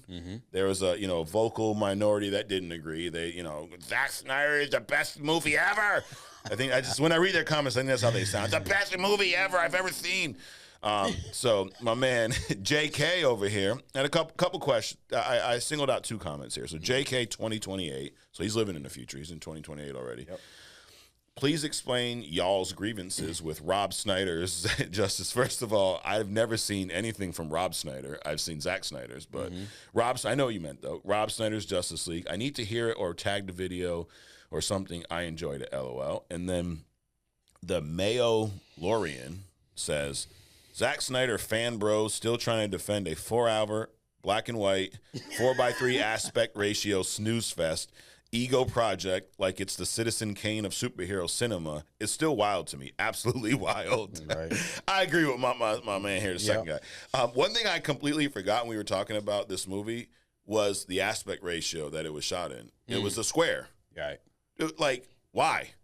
Not letterbox. Not full screen. Not just a square. Like, and it kind of goes, I know what he's saying, like, pretend everything is so artsy. I'm going to release this in the 4:3 aspect ratio. Like, no one gives a fuck. I got a fucking widescreen TV. I want it to fill the damn TV. Right. It's kind of like, remember back when 4:3 was the ratio for TVs? Right. And then widescreen movies would come out? They came out with that letterbox. Yes. I'm like, what is this? Like, I just spent $9,000 on a 32-inch TV that's 8 foot deep, and I can only see this much of it? Dude. So then we did the opposite with Zack Snyder's Justice League. Everybody, years later, we all now have these widescreen TVs, 16:9, and he's like, nope, we're going to put it right here in the middle of the screen.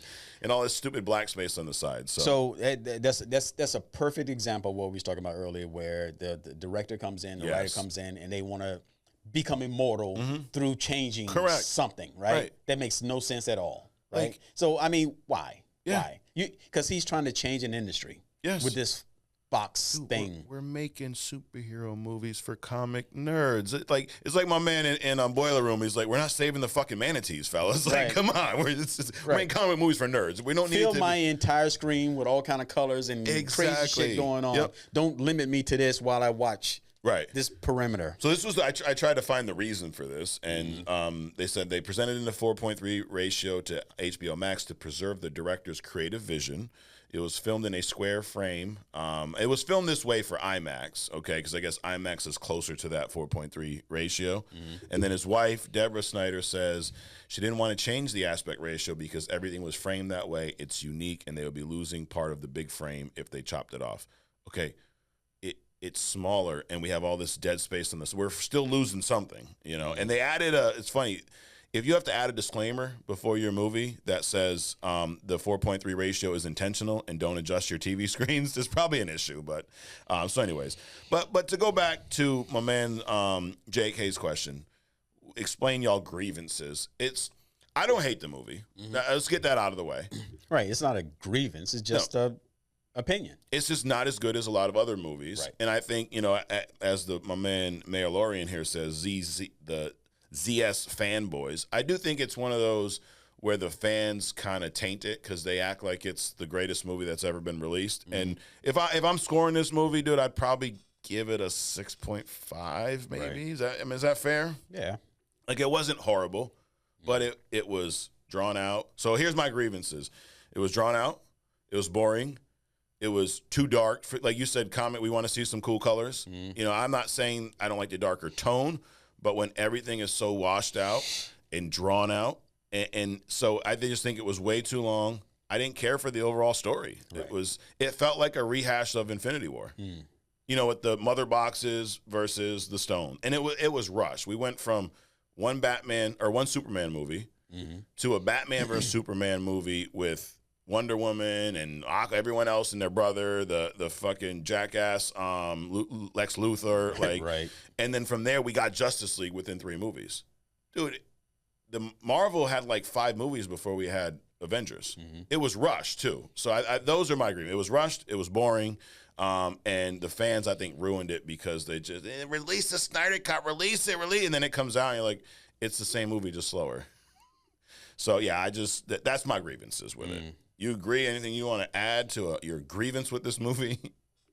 No, I didn't like it. I don't have to explain. There you go. So next up, my man Scion13 says the Batman was better than Nolan's films. I'm a huge Nolan fan as well, but that version isn't great. So this where, Adrian, I think this isn't agree to disagree, but I think you might disagree with me here. Let's test you. I'm gonna give. I have some scores here for these movies, but let's just do a better or worse, okay? So, Batman Begins. Yep. Was that better or worse than The Batman, in your opinion? Better. Okay. The Dark Knight, better or worse than The Batman? So first of all of Nolan's movies were better than The Batman. Okay, so you're going across the board, all 3 are better. And the reason is this. Because that was, for me, a fresher retake on a Batman. It was closer to, for me, than the comics than the previous ones with, you know, the Val Kilmers and all that other shit that was out there. So, and now the Batman comes along. It's just, for me, it's a new person. Yeah. It goes back a little bit, first years 1 and 2, which is cool. But also, we've only seen the first one. So you could try to compare 1 to 3 kind of deal. So for me, all the Nolan movies, it's like The Matrix, right? It's something new, fresh, innovative for the first time as opposed to something that's already established. So got it. So across the board, you would rank them better. Yep. And I pulled up Rotten Tomatoes, and they agree with you on all but the first one. So they gave Batman Begins a 85. They gave The Dark Knight a 94. Okay. They gave The Dark Knight Rises an 87, and then The Batman an 86. Okay. So I would say, so you're across the board. You would say the Batman's the lowest. Now, out of Nolan's, you would agree The Dark Knight's the best of the 3. Would you say The Dark Knight Rises is better or worse than Batman Begins? You agree? They say it's better. Do you agree with that? I like the introduction factor to it, so I would say no. Yeah. I agree. I think Batman Begins is better than Dark Knight Rises. I think that's a very underrated movie. Yeah. I think they did a great, as much as I don't want to see the origin all the time, I think they did a great job of the origin in that movie. And I think that movie's, to me, is why we don't need the origin again. They nailed it in that movie. So Adrian, I would respectfully disagree. I would actually put, and you're going to either laugh or smirk or maybe choke on your coffee. I would put The Batman as better than each movie in the Batman Nolan universe, whatever the fuck you want to call it. Sure. And you're not upset about that. No. It's called perspective. Exactly. But we're also educating. This is like a learning experience for fans, because you see that. You look at it differently than I do, and I'm not upset. I'm not going to type about you on the TikTok and go, how can you're so stupid. How could I just go like, cool, dude, that's what you like, that's what I like, you know? All right, Starman 761. So we had talked about Groot a while back and Vin Diesel with his awesome portrayal of Groot, right? And I said anyone could play Groot. Sure. Right? And anyone can. Anyone can. Now, this is Starman. Now, I'm sure he found this somewhere on the interwebs, but he goes, Groot actually has written lines in every movie he's in, and it's Vin Diesel's job to compact those lines into a single, I am Groot. My response to that is, I am Groot. Right. What did I say there? I said it's fucking ridiculous. Okay, that's a translation. No, he didn't. He just says I am Groot over and over in different tones. Right. Because when he says it, do you have any idea what he's talking about? Nope. No. So this whole he give him the lines, maybe that's true. But that does, two things can be true. Maybe that's true. That doesn't change the fact that I could play Groot. Right. Now, This is how ridiculous that is. If it was so iconic, right? This role, this I'm Groot, right? Remember, what was it? They start putting the captions as to what he was talking about. If that was so great, they wouldn't have did that. Right. I'm just saying. Yeah. So no, I that's bullshit. I think they a nice way for, hey, kudos, Vin Diesel getting paid like a motherfucker for that. Have at it, dude. That's awesome. But let's not act like he's doing some, Jack Nicholson level of acting. Right. I'm Groot. See, I just said it 3 different ways. You didn't know what I said? What I said was we're going to move on to the next comment. Yep. You picked up that. I'm better at it than Vin Diesel. Sir Bobby Bong Token, my man.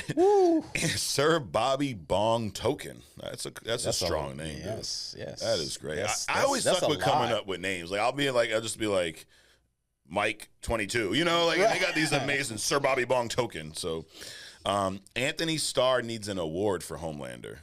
Dude, I could not agree more. I've still not seen the 4th season. So, but I've told you for several, I'm in the process of rewatching. I'm halfway through the 3rd season now. And holy shit, dude. Antony Starr just nails this damn role. Phenomenal. I mean, dude, he can be charming, funny, sadistic, and witty all in like the same moment. Right. I don't think he gets enough praise for this.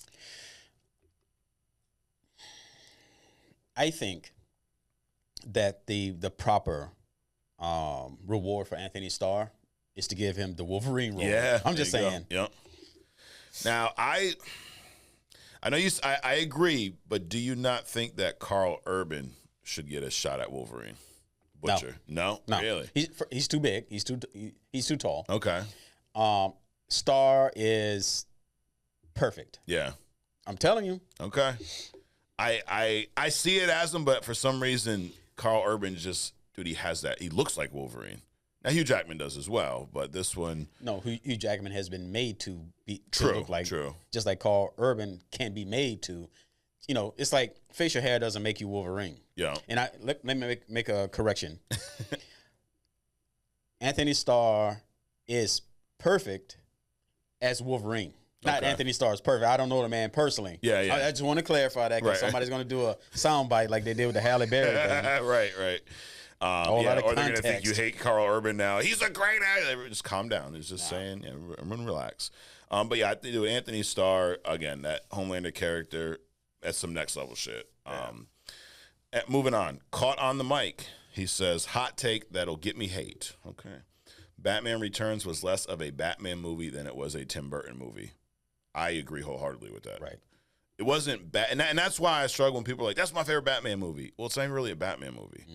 I think it's great. It's awesome that they gave Tim Burton, and it was so good that they got rid of Tim Burton. Seriously, because it wasn't what they were looking for. Right. At that time, the only live action Batman we had was the Adam West. Right. Campy, comic, this whole everything's funny, a joke, which was fine for the 60s, but this was 89 and then 92 for Batman Returns. And Tim Burton's, everything he does is dark. But good. That's good dark, by the way. Right. You don't like dark stuff. No, I don't like the dark brooding, like, oh my God, just put me out of my misery shit. Tim Burton stuff is dark and fun. It was a different take on Batman. Sure. Batman almost had a supernatural aspect to him. Catwoman literally had 9 lives. The Penguin had, hands like a penguin. Right. It was different and twisted. But I feel like, so I do agree it was more of a Tim Burton movie than it was a Batman movie. But it was weird. As much as he changed it, I feel like he stayed true to kind of the ethos of Batman. Sure. So, no, that's not a hot take, dude. No hate here, bro. No. You don't hate Caught on the Mic's take, do you? Nah, not at all. Jim Browski 314 says Batman vs Superman made almost $1 billion.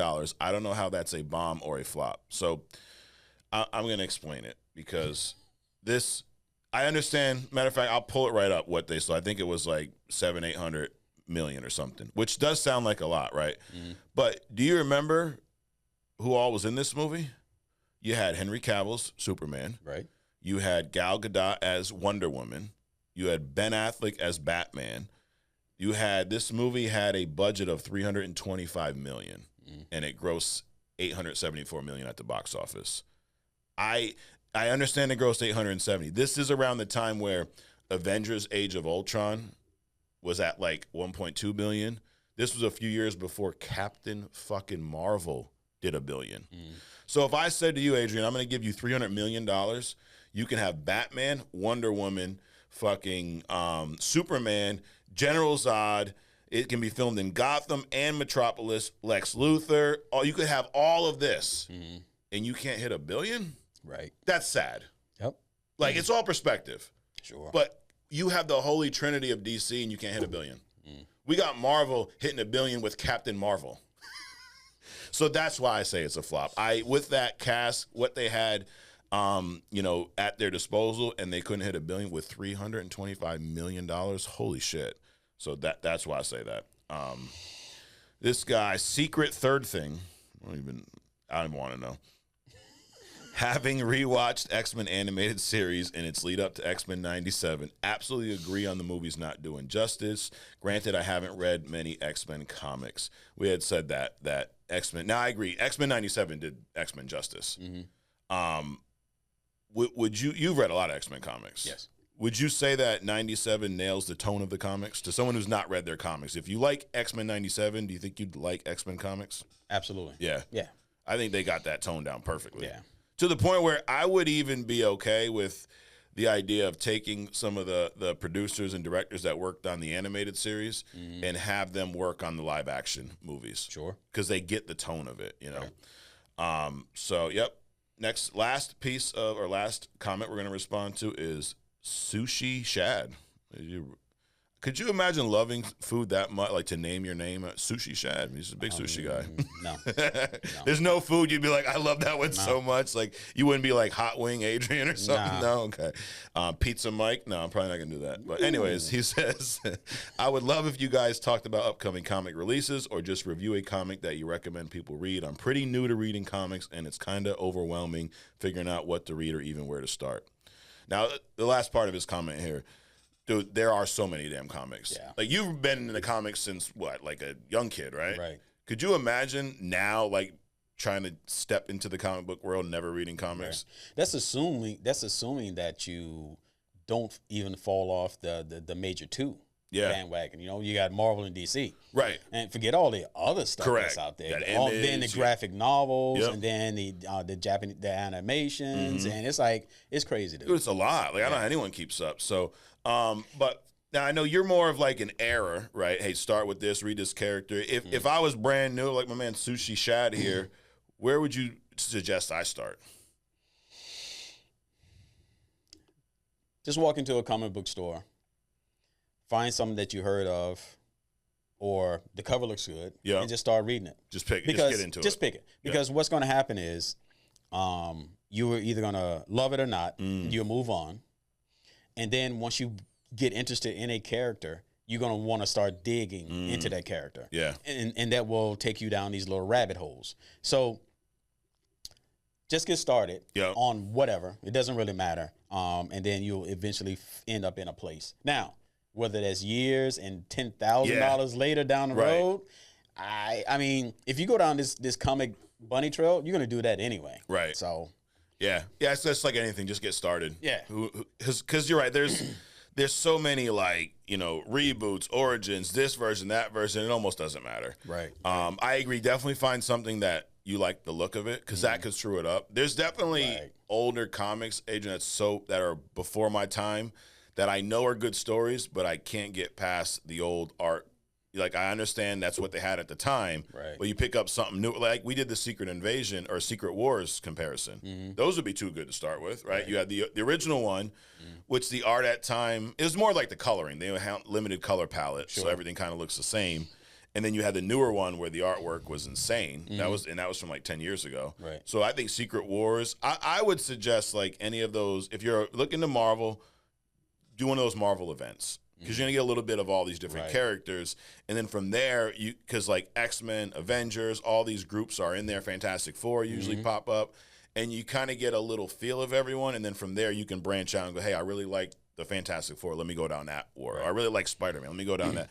But there's just so many spots. Well, the thing about Marvel and the thing about certain groups like the Avengers, Fantastic Four, the X-Men, out of those, if you just pick up any one of those comic books and start going, because they splinter off into so many other characters and other groups. Yeah. So X-Men, they splinter off into, the Wolverine origin, splits off into X Factor, X-Force, New Mutants. It splits off into Alpha Flight.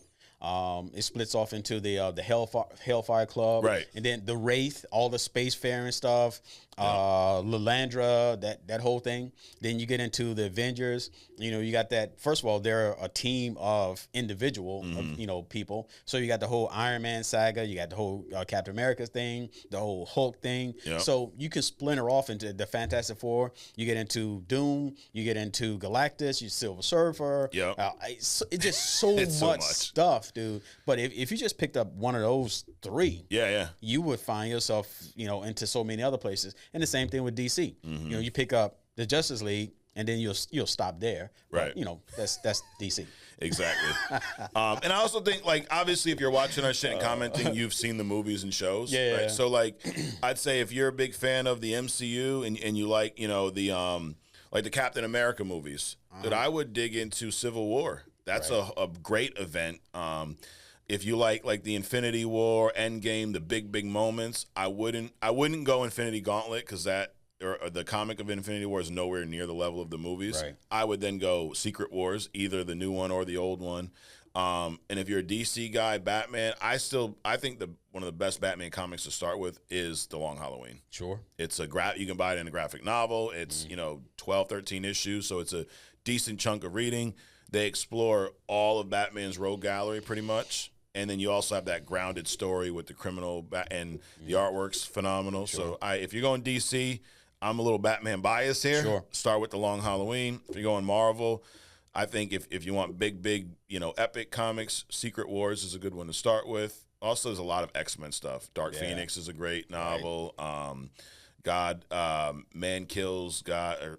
I always forget the name of that one. Anyways, it has God and man in it, and there's the word kill. You can look it up. Y'all, Google's free. Right. So there you have it. We respond. So keep the comments coming. To appreciate all the support. Dude, and you go in there and talk shit. I appreciate that too. I don't care. As long as you're reacting. Right. And we will be interacting at times. So who knows? You might be picked for a We Respond. Next up, getting towards the tail end of this. Where they're sunsetting us, Adrian. Right. Best Deadpool and Wolverine moments. So we're gonna. Spoiler, a good chunk of the last part of the show will be focused on Deadpool Wolverine. Comes out in a week or so. We've seen Deadpool in 3 movies. We've seen him in X-Men Origins, the Wade Wilson, and then we've seen the Mouth Sewn Shut, which actually Ryan Reynolds came out recently and talked about that, and he basically said that was one of the worst decisions ever done by a studio when they sewed Deadpool's mouth shut. So yeah, he's on the same page as us. Right. We've seen him there. And I think in that one, we got this feel of dude, Ryan Reynolds could play a good Deadpool if they let him, right? Because we saw little, glimpses of it. And then we saw Deadpool in the 2 Deadpool movies, okay? Wolverine, I don't even know how many he's been. It was a lot. X-Men 1, X-Men 2, X-Men 3. He's got his own trilogy of movies, so that's 7 there. He was in Days of Future Past. That's 7. So at least 7. He's probably in a few more. And really what I want to talk about is some of the best moments from those movies, okay? So from the original X-Men trilogy, X-Men 1 with Wolverine had a few cool moments. You had the cage fight, right? That was our first introduction to Wolverine, was Rogue shows up at that bar, and Wolverine's a cage fighter. Okay. I thought that was pretty cool. Yeah. And then you got the bar scene where, they realize he's a mutant. The guy pulls out a gun. He cuts the shotgun in half, the whole deal. But in that, honestly, though, in that first X-Men movie, I feel like Wolverine was there, but there's nothing that really, really sticks out. I love this moment. I mean, the fight on the Statue of Liberty was okay. But again, you have to realize the progression of these movies. Yeah. And it's not the character's fault. Oh, right? no. It's the writers and the directors. They really didn't know where to go with these movies. Correct. Initially. And also, how do you portray You know, because Wolverine's an R-rated guy, Right. So how do you portray an R-rated guy in a PG-13 Yes. movie kind of a deal? So I think a lot of it was that, you know, that we, the fans, get shortcutted because they don't know how to properly, or they will not portray the characters properly. Right, absolutely. So I think, to your point, that first one was probably more of a feeling out. Like, Sure. they got a little bit. But in that, I think they learned how popular Wolverine was, because in the second movie, a lot of the focus was on Wolverine's backstory. Right. If you remember, he goes back to Alkali Lake. He tries to find out, you know, because in the first movie, there's some scenes where Xavier and Jean Grey are reading his mind, you know, which we've seen that a lot in the comics. But in the second one, we had that whole William Stryker storyline where he attacks the mansion. So that one has some cool Wolverine moments. Like, the attack on the mansion was cool. That's probably one of the highlights of that movie. Also, like when he fights Lady Deathstrike at Alkali Lake. Right. That was a cool fight. Yeah. Why haven't we seen more of her? Dude, that's the only thing she's been in, right? Is that one? Now, she's going to be in Deadpool Wolverine as a cameo. Oh, okay. So yeah, but I mean, who's not going to be a rumored cameo in that? Correct. Movie? Which, you know, it's funny you ask, Adrian. It's a good preview for our next segment. We're going to get into the Deadpool Wolverine preview. So, anyway, stay tuned. Even Iron Man's going to cameo in this movie, supposedly. Maybe. I think they have like a head. It's like a Easter egg. Yeah. They got like his mask or something on one of the cars that some random person is driving through the desert. It's weird. Yep. So, but what I did hear about that is most of the cameos are just going to be cameos. They're not going to be a major part of the story. So why? But why? Anyway, we'll find out. We'll find out in, I don't know, 10, 12 days. There you go. But I think the second movie really did a good job of giving Wolverine some, you know, some action. But if I had to pick a scene or two from that, it'd be the attack on the mansion, and then even the, you know, that it's like they did some small things really well. Like when they're at Bobby's house and his stupid ass brother calls the cops. Right. Which, his mom has got to be one of the worst TV movie moms. Like, hey, Bobby, you ever try not being a mutant? Like, bitch, shut the fuck up. You know, like, come on. Anyways, but cops show up. They shoot Wolverine. In the head. Drops. Right. Now, forget about consistency, because we've seen Wolverine shot a dozen times and it doesn't knock him out. So for whatever reason, it knocked him out. But it was cool seeing the bullet kind of pop back out and shit. Did the bullet just spit out, or did it spin out? I don't remember. I for whatever reason, it's like a cornucopia, right? Like Fruit of the Looms, they say it was never a cornucopia. Oh yeah, like mass hysteria. Effect, yeah. For some reason, I always thought that was a corny scene because the bullet spun out. Now I got to rewatch it. So there you have it. Well, I don't know. You guys let us know. Did it spin out when you saw it? Yeah, it's the Mandela effect, right? You're right. like, I know there was a cornucopia there. There had to be, but they say it never happened. That's never. Yeah, bullshit. It is. But yeah, cornucopia. Yeah, you're wiping from our minds with that fucking Men in Black thing. So yeah, I think probably the highlight for me from that one was the Lady Deathstrike fight. That was cool. That X-Men 3, that was just an atrocity. That was, I mean, it was the first time they screwed up the Dark Phoenix. Now Wolverine played he played a good part of that movie. I mean, when he killed Jean, that was pretty impactful moment. Right. I thought that was cool visually too. Like, you know, that was at one point where we did, because they did not do Phoenix justice. But we got to see the power set. They're at the island or whatever, and she's getting ready to destroy everything. And Wolverine's just fighting through, the force field or the powers. It's just pulling his skin back. So wait a minute. So you got a bullet that can knock him out. Yes. But you got the force of the sun. You riding it like a surfboard through a wave. Yep. And you're healing as you're moving. Yeah. You know what that's called? That's called consistency. Or the end of the consistency. I have to over-explain. It's funny because it's not consistent. Right. But I thought that was a cool visual. And then, you know, his claws are even like bending back. And then he stabs her. It's hard for him to do because he loves her, but he knows she's about to kill everyone else. So as bad as that movie was at times, I thought that scene was pretty cool. Yep. And the other thing about that is, I mean, it's Phoenix. She could have just teleported him somewhere or just atomized him all together. I mean, come on. It's about consistency. Yes. Then we get to X-Men Origins. This movie, this is like, I'm almost, you know, the same thing I said about Batman vs. Superman. Like, how did y'all not hit $1 billion with this? How did you screw this up? You have Wolverine and Sabretooth, Liv Schreiber, as I've learned, and Hugh Jackman in a standalone Wolverine movie where it's his origin story. It's never really been told, so it's kind of like you don't have anything to really stick to. How did they screw that up? Like it was. Now the movie wasn't flat out horrible, right? Did you like the some of those Wolverine? I think Wolverine and Sabretooth fought maybe 2 or 3 times. Like he had the early fight where Sabretooth just beat the shit out of him and when he snapped his claws on the railroad tracks. Yep. And then you had the bar fight where he shows up and the guy's like, hey, whatever this is, man, take it outside. And they proceed to destroy the bar, right? And then you had the fight in when they went to go pick up Gambit.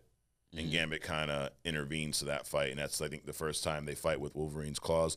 I thought, like, there was potential there. But did you enjoy those fights? Well, again, I think they're kind of feeling their way through things. But those fights alone for those individuals would have been boring. But to see them two doing it made it just completely uneventful for me. Okay. Sabretooth is savage all the time. Right. Wolverine is, at the very least, an asshole most of the time, but can dip into savagery. Those should have been epic fights. Yeah. I don't think when you say Wolverine is Sabretooth in the same sentence, it should be epic, gore-ish, like stop. It should have been one of those like stop, just stop. But it's not, and it's never has been. So. Yeah. So I agree. They were, none of them really nailed it for me. Yeah. There were some entertaining moments. Like, I mean, some of the, obviously, what we're going to say, it's going to look cool at times, but it just, I do believe that not having an R-rated movie really hurt that dynamic there. Right.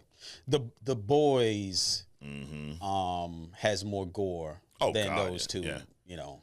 Well, when you said that, like, it's hard to look at, I think of plenty of scenes from The Boys where you're looking, we're like, dude, that's inside the guy's face.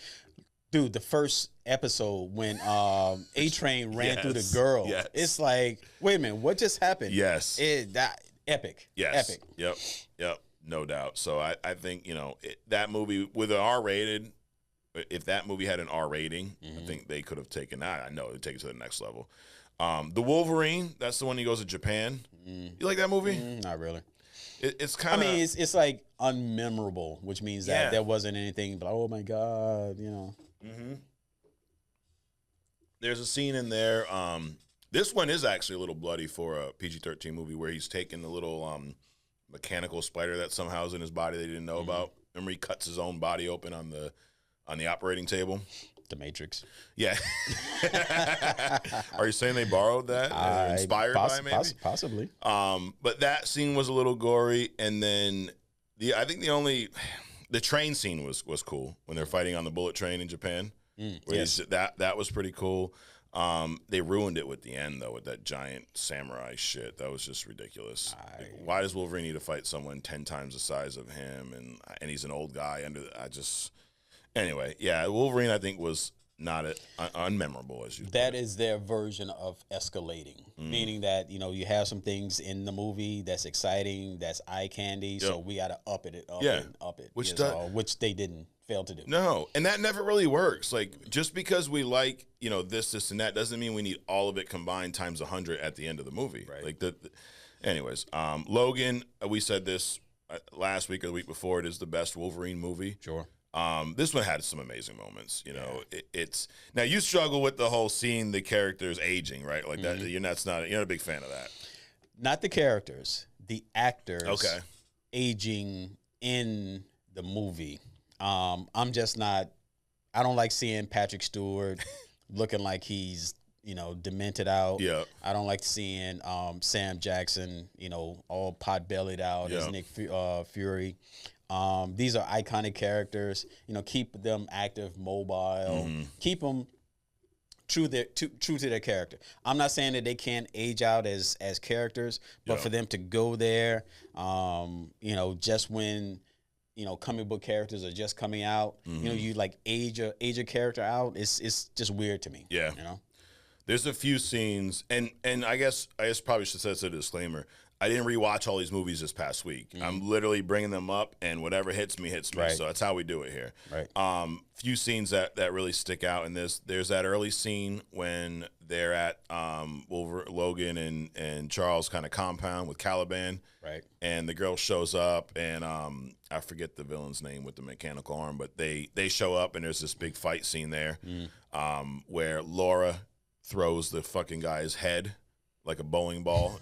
Like, that was cool. And just that scene of him leaving and they're fighting, and he doesn't want to help her, but he kind of has to, and then he realizes, oh shit, she's actually helping me. And then they that scene was pretty cool. But the two that really, really stand out are when they're at the hotel. Logan leaves to go get a new vehicle. He tells Laura, give him his ibuprofen or whatever at a certain time. She doesn't. They go to attack Xavier. They're getting ready to kill him, and he has that massive seizure. And it almost reminds me of when Phoenix has that full power. Wolverine's trying to fight through. Right. But because he's Wolverine, he can move more than everybody else, but it's still in slow-mo. It's almost like Zack Snyder took over that part of the movie. Right. But seeing, like you're talking about blood and gore, we're in slow motion. We're seeing the claws go through people's heads and shit. That was cool. Yeah. What did you think the first time you saw that? For me, the final part eclipsed that. I mean, it was cool, but the final one eclipsed that for me. Yes, so good segue, because that's the last part is. Then you're talking Berserker Rage in the woods, which is something that it's almost like the blue and yellow suit. We've been waiting for that. Right. Like, we talk about all the Wolverine's been in all these damn movies, but we've not seen the full Wolverine. Like we've not. Yes, he's not in Berserker Rage all the time like Sabretooth, but it happens a lot. Right. And we've never got to see that until this scene. And I think that this is when the end of the movie is done right. It wasn't the universe is about to end. It was literally like, I got to bring this one girl to meet her friends. Right. And these guys are trying to kill us. That's it. They weren't trying to kill the whole world. They weren't trying to blow up the universe. It was just, we're trying to kill these two people. And he's got at first he doesn't want to go with them.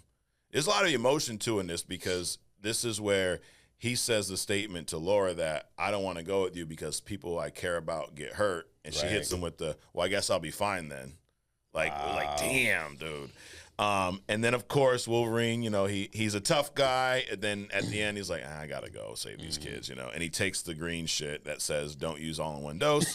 What's he do? All in one dose. All in one dose. But right after that, we get probably, would you say this is like, definitely one of, but is it the best Wolverine, scene we've ever had on screen? I would call it the best, yeah. Right? Yeah. It's got to be. Yeah.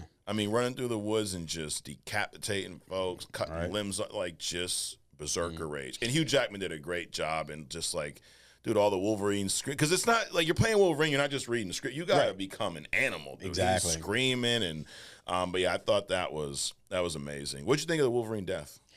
That was the most iconic for me. Yeah. That was what is like, this is perfection. This is befitting of Wolverine. This is how if you're that character, this is how you gotta die, right? Yep. With a tree. Yeah. Through the torso. Right. Yep. That worked for me. And then she calls him daddy. Now, as a dad with two daughters, I'm like, that I had a little, I'm not gonna lie, Adrian. There was eye sweat. There was eye sweat in that one for me. That was the one one of them that got me. But I agree, it was perfection. Right.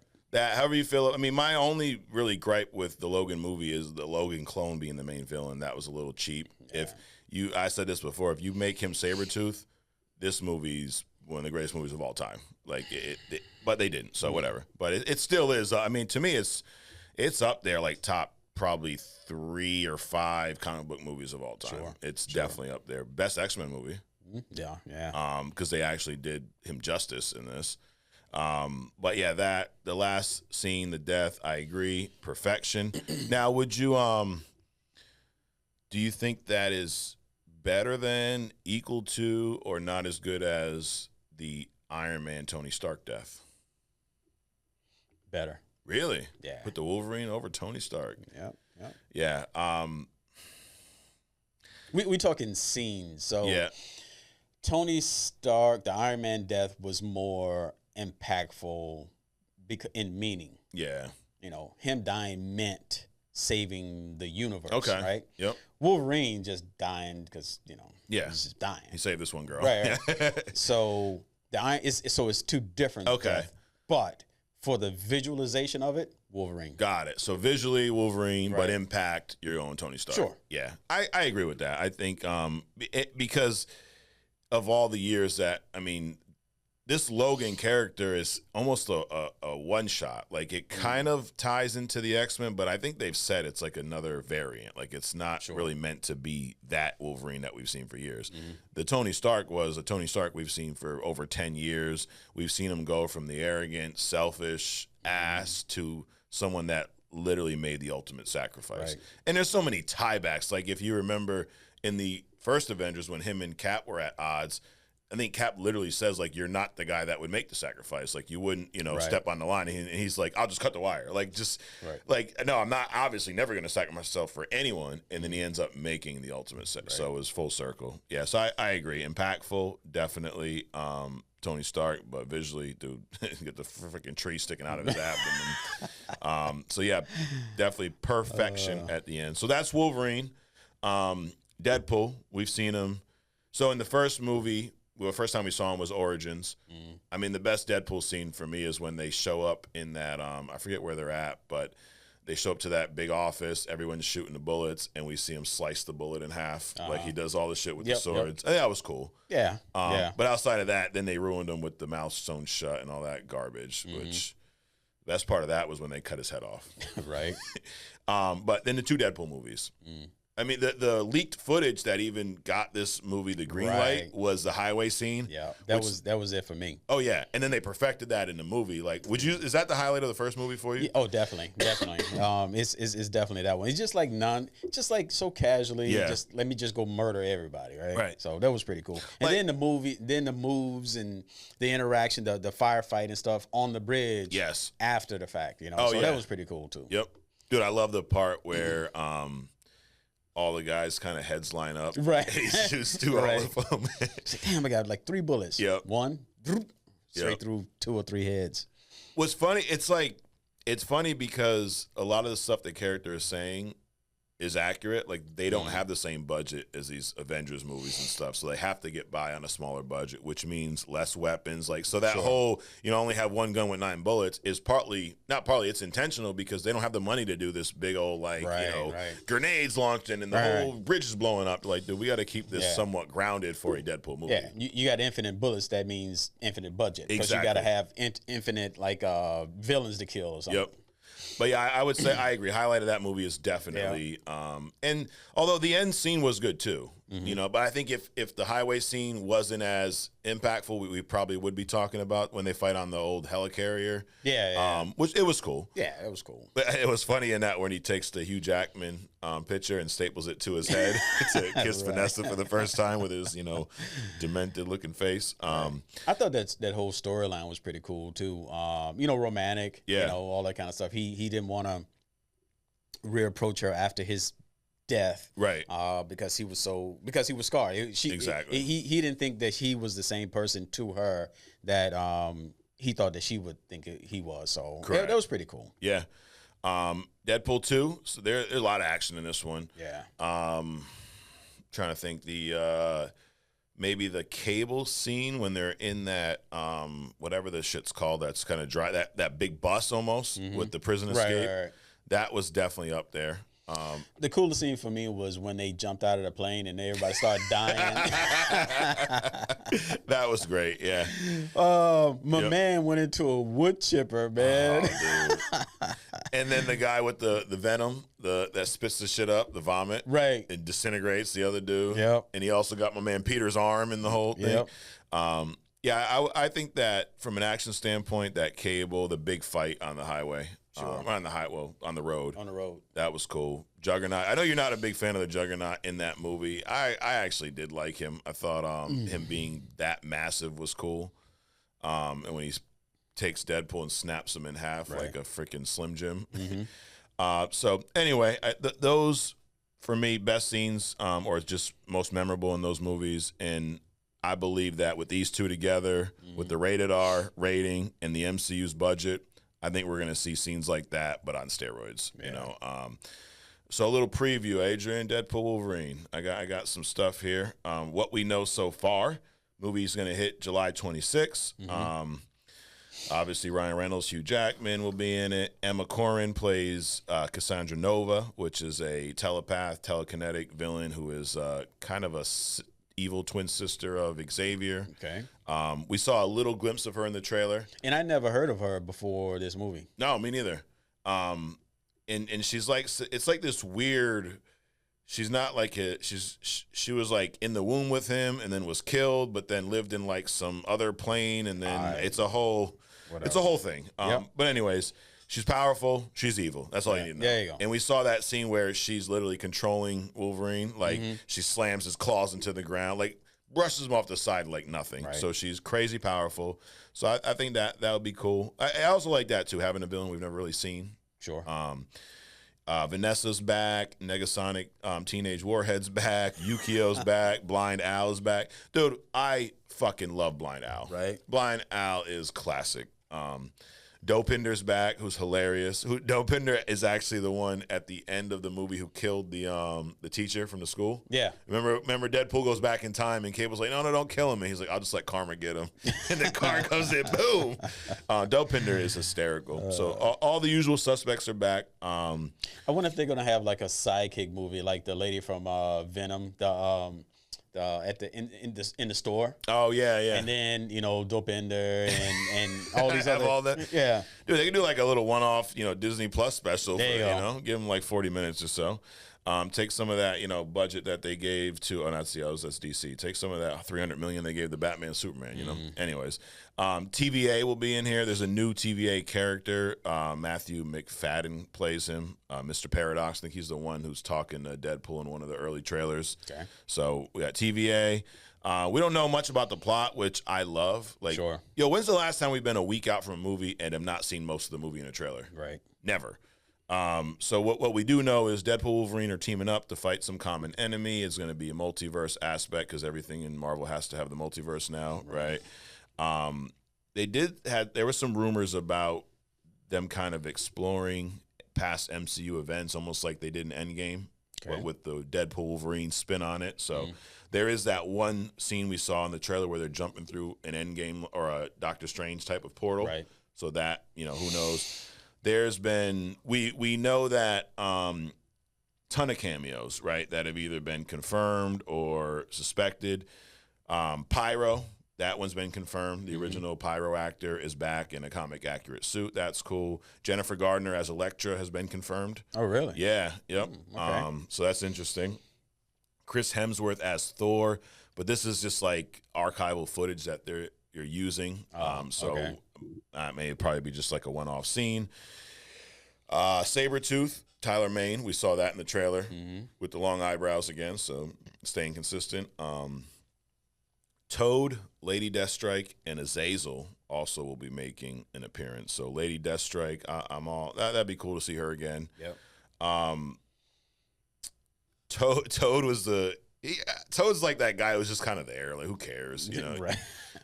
He makes sense. He is in a lot of X-Men comics as just one of the sideline villains that there to get his ass kicked.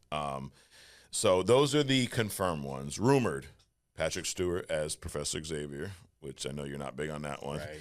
Ian McKellen as Magneto, Taylor Swift as Dazzler, which I actually would like to see now. Sure.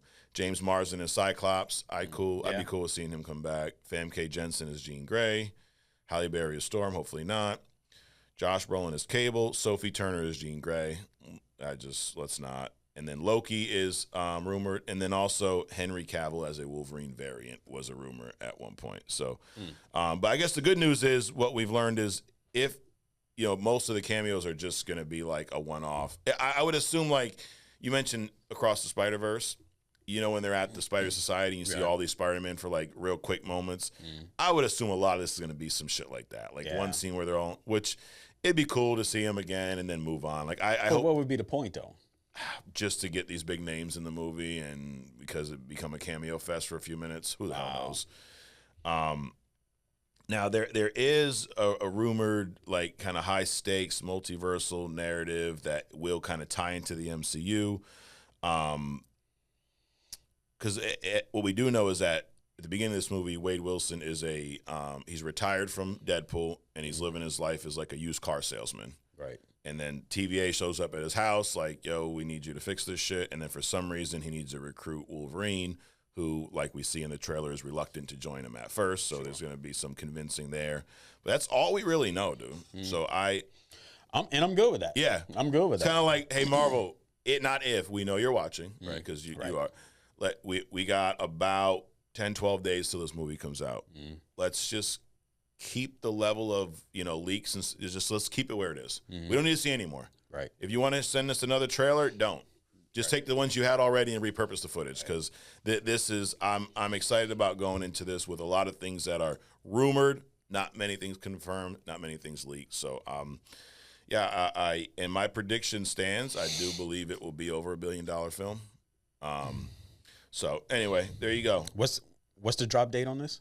July 26th, which is a Friday. It comes out. It's funny because they say the 26th, but you can go see it on that Thursday at 3:00. I don't even know if I'm gonna be here. Damn, you'll be out in the multiverse somewhere. Out in the multiverse with You'll have Logan. to check it out there, Right. So we can't go to your house and watch it on the No, 700 screen. no. Okay. Matter of fact, I won't even be home to take delivery of that 1,000-inch Damn. TV or whatever Shit. I said earlier. I know one thing: it won't be 4:3 ratio. It will not be. It will not be. I know that whatever screen I'm watching on, it's gonna fill the whole damn screen. So Right. I know that. 4:3. Anyways, if I make it till then, shit. All right. Last up, I guess, if that's the thing. So if you've not already, if you've liked the show so far, hit the like button already. Right. Jesus. Agree to disagree, Adrian. Let's do it. We're gonna wrap this thing up. I got 8 this week. Okay. So these are my opinions as of this morning, or maybe even as we were talking here. I'm gonna throw them out at you rapid fire like, and you're gonna let me know if you agree or disagree. All right. And I won't be upset if you don't agree with me, Adrian. I promise. All right. You ready? Ready. Number 1, the only time the X-Men have been done justice on screen was X-Men 97. Agree. Number 2, Cap's MCU trilogy of movies is better than Iron Man and Thor's. Say that again? Captain America's MCU trilogy was better than Iron Man and Thor's trilogy. Agree. All right. The Batman is better than The Dark Knight. Disagree. The Batman is a better Batman movie than The Dark Knight. Disagree. Damn it. The Eternals was not better than Zack Snyder's Justice League. Agree. See, I got a little love for Zack Snyder there. Watching the Eternals could cure insomnia. So, like the FDA, we don't endorse that in that statement. However, agree. Sam Wilson should take the Super Soldier Serum. Yes. And last but not least, if you're watching this, you should stop this video, go to our YouTube channel, and subscribe so you can get more content, more fun with Mike and Adrian. Agree, and then swing by the Only Comics website and buy some merch. There you go, onlycomicsmerch.com. Is that where you got that amazing black and red Only Comics hat? It is. And that's, believe it or not, it's where I got this one. Oh. It's crazy. It's crazy how that works out. It's the only place you can get them. See, the only place to get is onlycomicsmerch.com. Right. So there you have it. So you disagreed that the Batman is a more Batman movie than The Dark Knight. Yes. All right. I'm shocked, Adrian. I can't even believe it. Now, one that you hesitated a little bit was the best MCU trilogy. Cap's trilogy was cool. It hit me differently. To me, the Cap trilogy was more. It's like a Daredevil movie. Okay. Grounded. A little more grounded. Yep. The Iron Man stuff is like, it hits me on the tech level. Got it. And the Thor thing hits me on the mythology level. Yep. Right. So it was like, but overall, I could say yeah. Yeah. But it hits different though. I think that with Iron Man, the best movie was the first one. Yes. The other two, I enjoyed the other two. Some people are really down on the second or the third, but I enjoy them in their own right. Like I like that they're all different enough. Sure. But Iron Man 1 was peak. Yeah. And then Thor, you got the first Thor. I thought was really good. I actually the more surprisingly, yeah, right. and I think the more I've seen it, like when it first dropped, because it came out around the time of Ironman, the Cap, the Hulk movie, and I was like, what is this shit? But after years of like seeing the character develop, I like that movie a lot more. Sure. The second Thor is one of the worst MCU movies I've ever seen in my life. Like it's the dark elves and all that shit. The dark it was atrocious. The third one, Ragnarok, my favorite Thor movie. Sure. So Thors were kind of uneven. Iron Man, you got peak in the beginning. For me, the Cap movies got better with each one. Right. The first Captain America movie, really good. Good origin story. It was it felt kind of long. You're right. Well, But, it had to be. It had to be. But I thought, I mean, Chris Evans, such a great Captain America. He captured your attention for the whole thing. We got to see Bucky. Sebastian Shaw plays a great Bucky. We didn't see the full Winter Soldier yet. Agent Carter was in there, who I thought was great. We saw the young Tony Stark. I thought that. So I really loved the first Captain America movie. Then Winter Soldier was just next level. Yeah. That was grounded. It just felt like a spy movie. Right. And it's kind of like, why I say that about, Dark Knight, the Batman being a better Batman movie. The Dark Knight was a great like crime thriller that happened to have Batman characters in it. Right. I feel like The Winter Soldier was a great crime political thriller that was based around Captain America. Sure. But that movie was great. Yeah. And then Civil War, and this was one that we said last week that Civil War was the best of the three. A lot of people pick Winter Soldier. They're pretty damn close. Yeah. But Civil War just went to the next level with the intro of Black Panther, the intro of the MCU Spider-Man. Anytime you got a level of a Iron Man versus a Captain America, those levels of characters going at each other, Right. like that was some next level shit. So I think they progressed. So overall, I think from a quality, I would go, I did the Cap movies. So there you have it. Agree to disagree. So guys, if you agree with us, hit the like button. If you disagree with us, hit the like button. There you go. And let us know which ones you didn't agree with. Last thing, real quick, upcoming Marvel movies. I wanted to bring everyone up to speed. So Deadpool Wolverine's dropping July 26th. That's the last these are upcoming Marvel. That's the last MCU movie dropping this year. I shouldn't even say Marvel, MCU. There's Venom and some other stuff, right? Captain America Brave New World, February 14th of next year. Thunderbolts, May 2nd. The Fantastic Four, July 25th. So this time next year, we'll be getting ready for Fantastic Four. Right. Blade, supposedly November 7th of next year. Okay. And then Kang Dynasty, May 1st of 26. Avengers Secret Wars, May 7th of 27, if all goes to plan. Wow. Which probably will change. But, I mean, Deadpool Wolverine seems like the highlight. After this Captain America trailer, I'm probably more excited about going to see this. Let's hope they do the same with Thunderbolts, Fantastic Four. I mean, with these properties, these characters, they could do something great. Right. Thunderbolts can be entertaining if they're going to tie into the whole Captain America, the Black Widow characters and stuff like that. So, and Fantastic Four, dude, there's so much backstory, history there where they should be able to do that justice now. They've done enough now that they almost should not be able to fail. Exactly. You know what I'm saying? They should not be able to get something under 800 million or a billion. Correct. Yeah, with these next up. And Blade, I mean, who knows what's going to happen with that, and a couple Avengers movies down the chain. So, well, that's what you have to look forward to. We look forward to here, Adrian, is you can join us next week. Same place. That's it. Same time, same channel, That's it. A little fun with Mike and Adrian, if you will. But, Adrian, appreciate you coming out, dude. Yeah, always, man, always. Guys, thanks for tuning in. And really, like, to the fans that don't get offended, because this is all for fun, Right. Like the favorite thing last week was like everyone was so offended at the statement I made about Eminem's lyric, like, which is funny because Eminem's job is to offend people, Right. So like, how could you call yourself an Eminem fan if you're that easily offended? Anyways, but I will say this, dude. I know you're not a crazy Eminem fan. His album dropped on Friday. Phenomenal. Best Eminem album in over a decade. So, yeah, I don't retract what I said about that one line, but Eminem, and he's got a lot of comic book references in there, too. He's got a little Iron Man stuff, some all kinds of shit. So, I would say fantastic album. I love just about every bit of it since it dropped. What does that have to do with Only Comics? Nothing. But I just felt like saying it. There you go. Hey, Anyways, so, and that's the other thing. If you don't like what we say and don't like what we put out, there's other podcasts. There's that. You could just move along if it bothers you that much. So, anyways, we're going to keep doing our thing. We're not going to change. But, Adrian, thanks for showing up. Thanks for popping in. Guys, thanks for watching. Thanks for interacting. Thanks for subscribing. If you've not already, God, for the love of God, do it. And we'll be back next week. And actually, is next week? No, we have 2 more weeks. Yes. So next week is right before Deadpool Wolverine. Right. And then the following episode, we'll be reviewing this movie. So there you go. One of our deep dive. We haven't had a deep dive in a while, dude. Right. So that'll be back. Anyways, we'll see you next week right here on Only Comics.